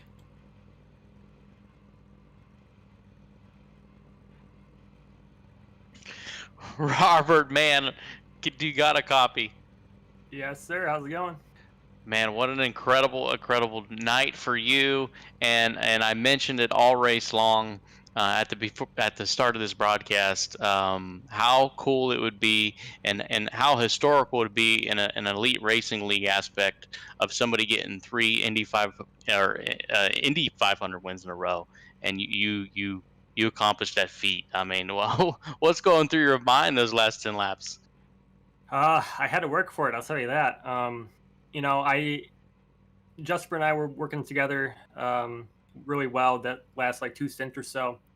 We knew our main challenge there at the end, or I knew our main challenge at the end was going to be Adriano, just because he kept going long on all these stops, and he had the freshest tires, especially coming out of that last pit cycle. And yeah, I just knew I had to get the jump on Jesper. I think I went with about 10 to go to make sure I could at least get a little gap to Adriano, because he had like 7-8 lap pressure tires, which in this race seemed to matter. And really, I mean, I tried to keep them side by side. I really wanted Jesper behind me the whole time because he had the older tires. But Adriano did a really nice job getting by him, and then it was just kind of fending off Adriano, which is anyone in our community knows he's really one of the best in this car. So it's always a privilege to race him and Jesper. Yeah, I mean, 3 in a row. How excited are you? I mean, that's going to be awesome. Yeah, not bad. I'll take it. I mean, you know, Chad does such a great job with the field every year. And it seems to get harder and harder every year to win these things. And yeah, I mean, when I did my first one, I think a year and a half ago, didn't really imagine that I could really win that one. But here we are, you know, 18 months later and won 3 in a row. So we'll take it. Yeah, it was an honor to call this race, and now we get to say that Robert Malexka is in the elite racing history books with three elite 500s in a row. So congratulations. Hey, the third with 3 wins, I'll take it. So yeah, thank you guys for doing the radio style broadcast. Thank you to, like I said, Chad putting this great event on every 6 months or a year or so. I know a lot of us in the community look forward to it, and we'll see if we can go maybe 4 in a row next time. Congratulations on the victory tonight, Robert, and we'll let you get back to your team and celebrate. Yep, thank you, fellow Robert. A great name. What a great driver. Robert Malexka the third. Name, baby. Let's go. Mark, Johnny, what a great race tonight. What a great champion. Robert Malexka the third taking victory in front of an outstanding crowd. Chad Frankenfield joining us up in the booth here. Chad, what are your thoughts on the race tonight? Obviously came up a little bit short of a podium, but still put on a fantastic show out there. Yeah, I mean, personally, my race went pretty well. It is so hard to pass, man. You had to be in the top. You had to get to that top 3. It's not much different than real life. Like if you're 4th on back, you're kind of just stuck. But I mean, I thought that race had everything you wanted. I mean, it had green flag stops. It had the strategy. It had, wrecks and moment. The one thing I'm glad it wasn't was it didn't have a fuel strategy issue, because last season we had that, and it was like 100 laps that just followed the leader trying to save fuel. So, yeah, I just wish we could be a little bit easier to pass, and I guess not much we can do. It's just the way the car is on here right now. So, but I thought it was a good race, and I'm glad everybody ran clean. There was no attitudes. Everything went really smoothly. And it gets you ready for the real month of May, which kicks off tomorrow, really. So. Yeah, we're definitely excited. Chad, I can't thank you enough for letting me be a part of this. I had a whale of a time, and I appreciate you guys giving me the opportunity to take my rookie stripes off now on call of one of these deals, and hopefully we'll be able to get together and do it again very, very soon. But I was just blown away with how competitive it was. I was really, I think, impressed as much as anything with the level of respect that all of these drivers have for one another. I mean, the last handful of laps, I mean, it was far from being decided, and everybody gave each other plenty of room. And I just, I think it was one hell of an event, and it was a lot of fun, and I was honored to be a part of it for sure. Yeah, I mean, it was an honor to have you. Obviously, you're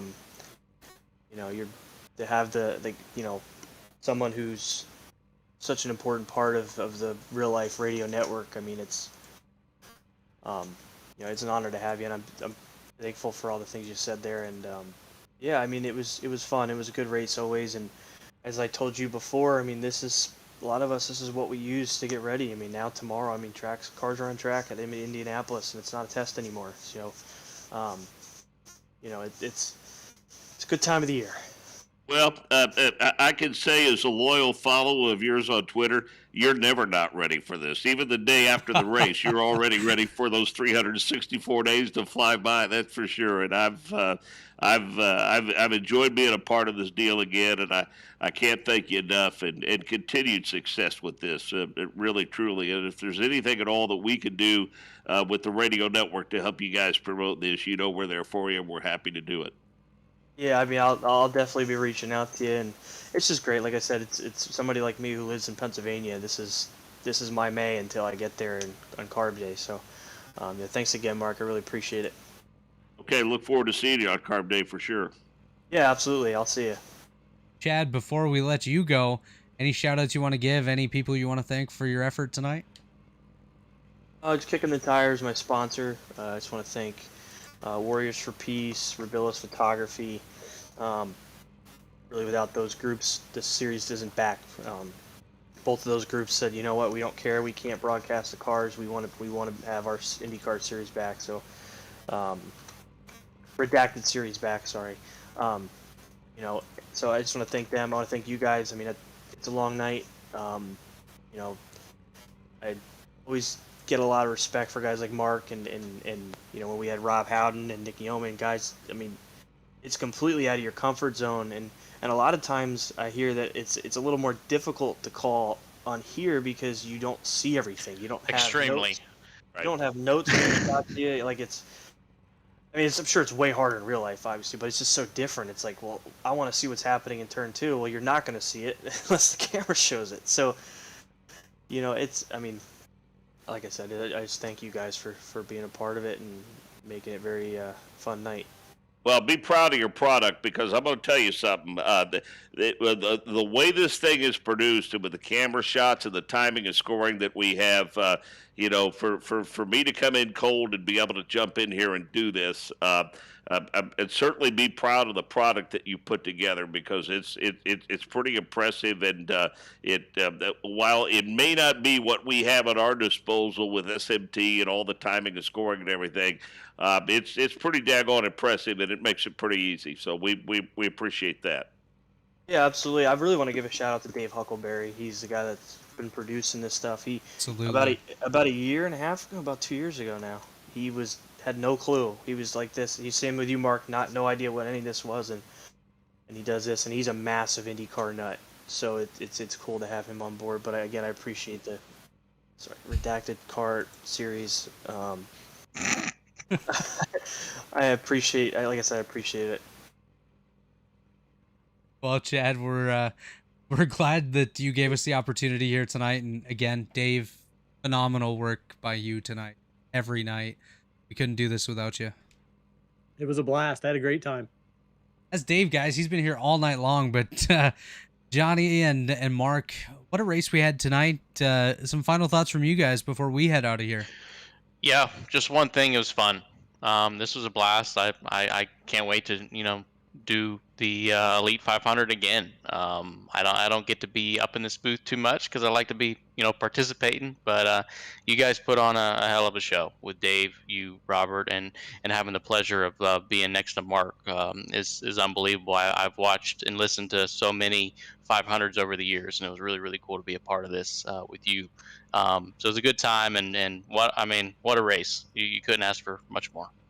You guys are very gracious and very kind, and you were so welcoming to me. I mean, I didn't feel like an interloper. I felt like a part of the family tonight. It was really cool, and like I said, I'm sorry. My apologies to Chad that it took so long to put this together. I want to thank him for being my unofficial tech support and even getting me connected with you guys tonight, because I'm kind of a novice when it comes to technology as well. I'm trying to learn as much as I can, but congratulations to all of you. You got a lot to be proud of here, and all of us that have an opportunity to cover motorsports in all forms on a regular basis. I think you make us all proud to be associated with the sport. You're tremendous ambassadors of not only what you do with elite racing, but tremendous ambassadors of motorsports as a whole. And I wish you continued success, and hopefully we can get together and do this again real soon. Absolutely. Thank you, Mark and Johnny, for joining me here tonight in the Elite Racing Network booth. Dave Huckleberry for everything you did behind the scenes. Chad Frankenfield, John Cutlip, everyone else on the admin team that put tonight together. Rebilas Photography, Worldwide Technology Raceway, Blue Egg Marketing, TA Services, Warriors for Peace, of course, and everyone else that put this show together tonight. This takes an army to put one of these together, and to have nearly 60 guys go for 33 spots. And then the racing we had tonight, absolutely phenomenal out there. And like Johnny said, it was an absolute privilege getting to work with Mark tonight. Myself being someone that wants to pursue this as a career in the future, I definitely appreciate learning from a master of his craft in Mark. And it's always an honor to work with Johnny. I've known Johnny now for a few years. We've raced together. We've been teammates together, and just having the opportunity to call such a great race is absolutely a privilege. But for all of us here at the Elite Racing Network, thank you to everyone for tuning in. Thank you for everyone that will tune in to the replay of this over the next couple weeks and months, and everyone that communicated with us all night long. It's been a phenomenal race, and we look forward to bringing you another one Monday night here on the Elite Racing Network with the Rebilas Photography Grand National Series. Myself and Chris Wright will be back with you 7:30 p.m. Eastern Time. Thank you, everyone, and have yourselves a wonderful evening. Congratulations again to Robert Malechka III, a three-peat champion at Indianapolis.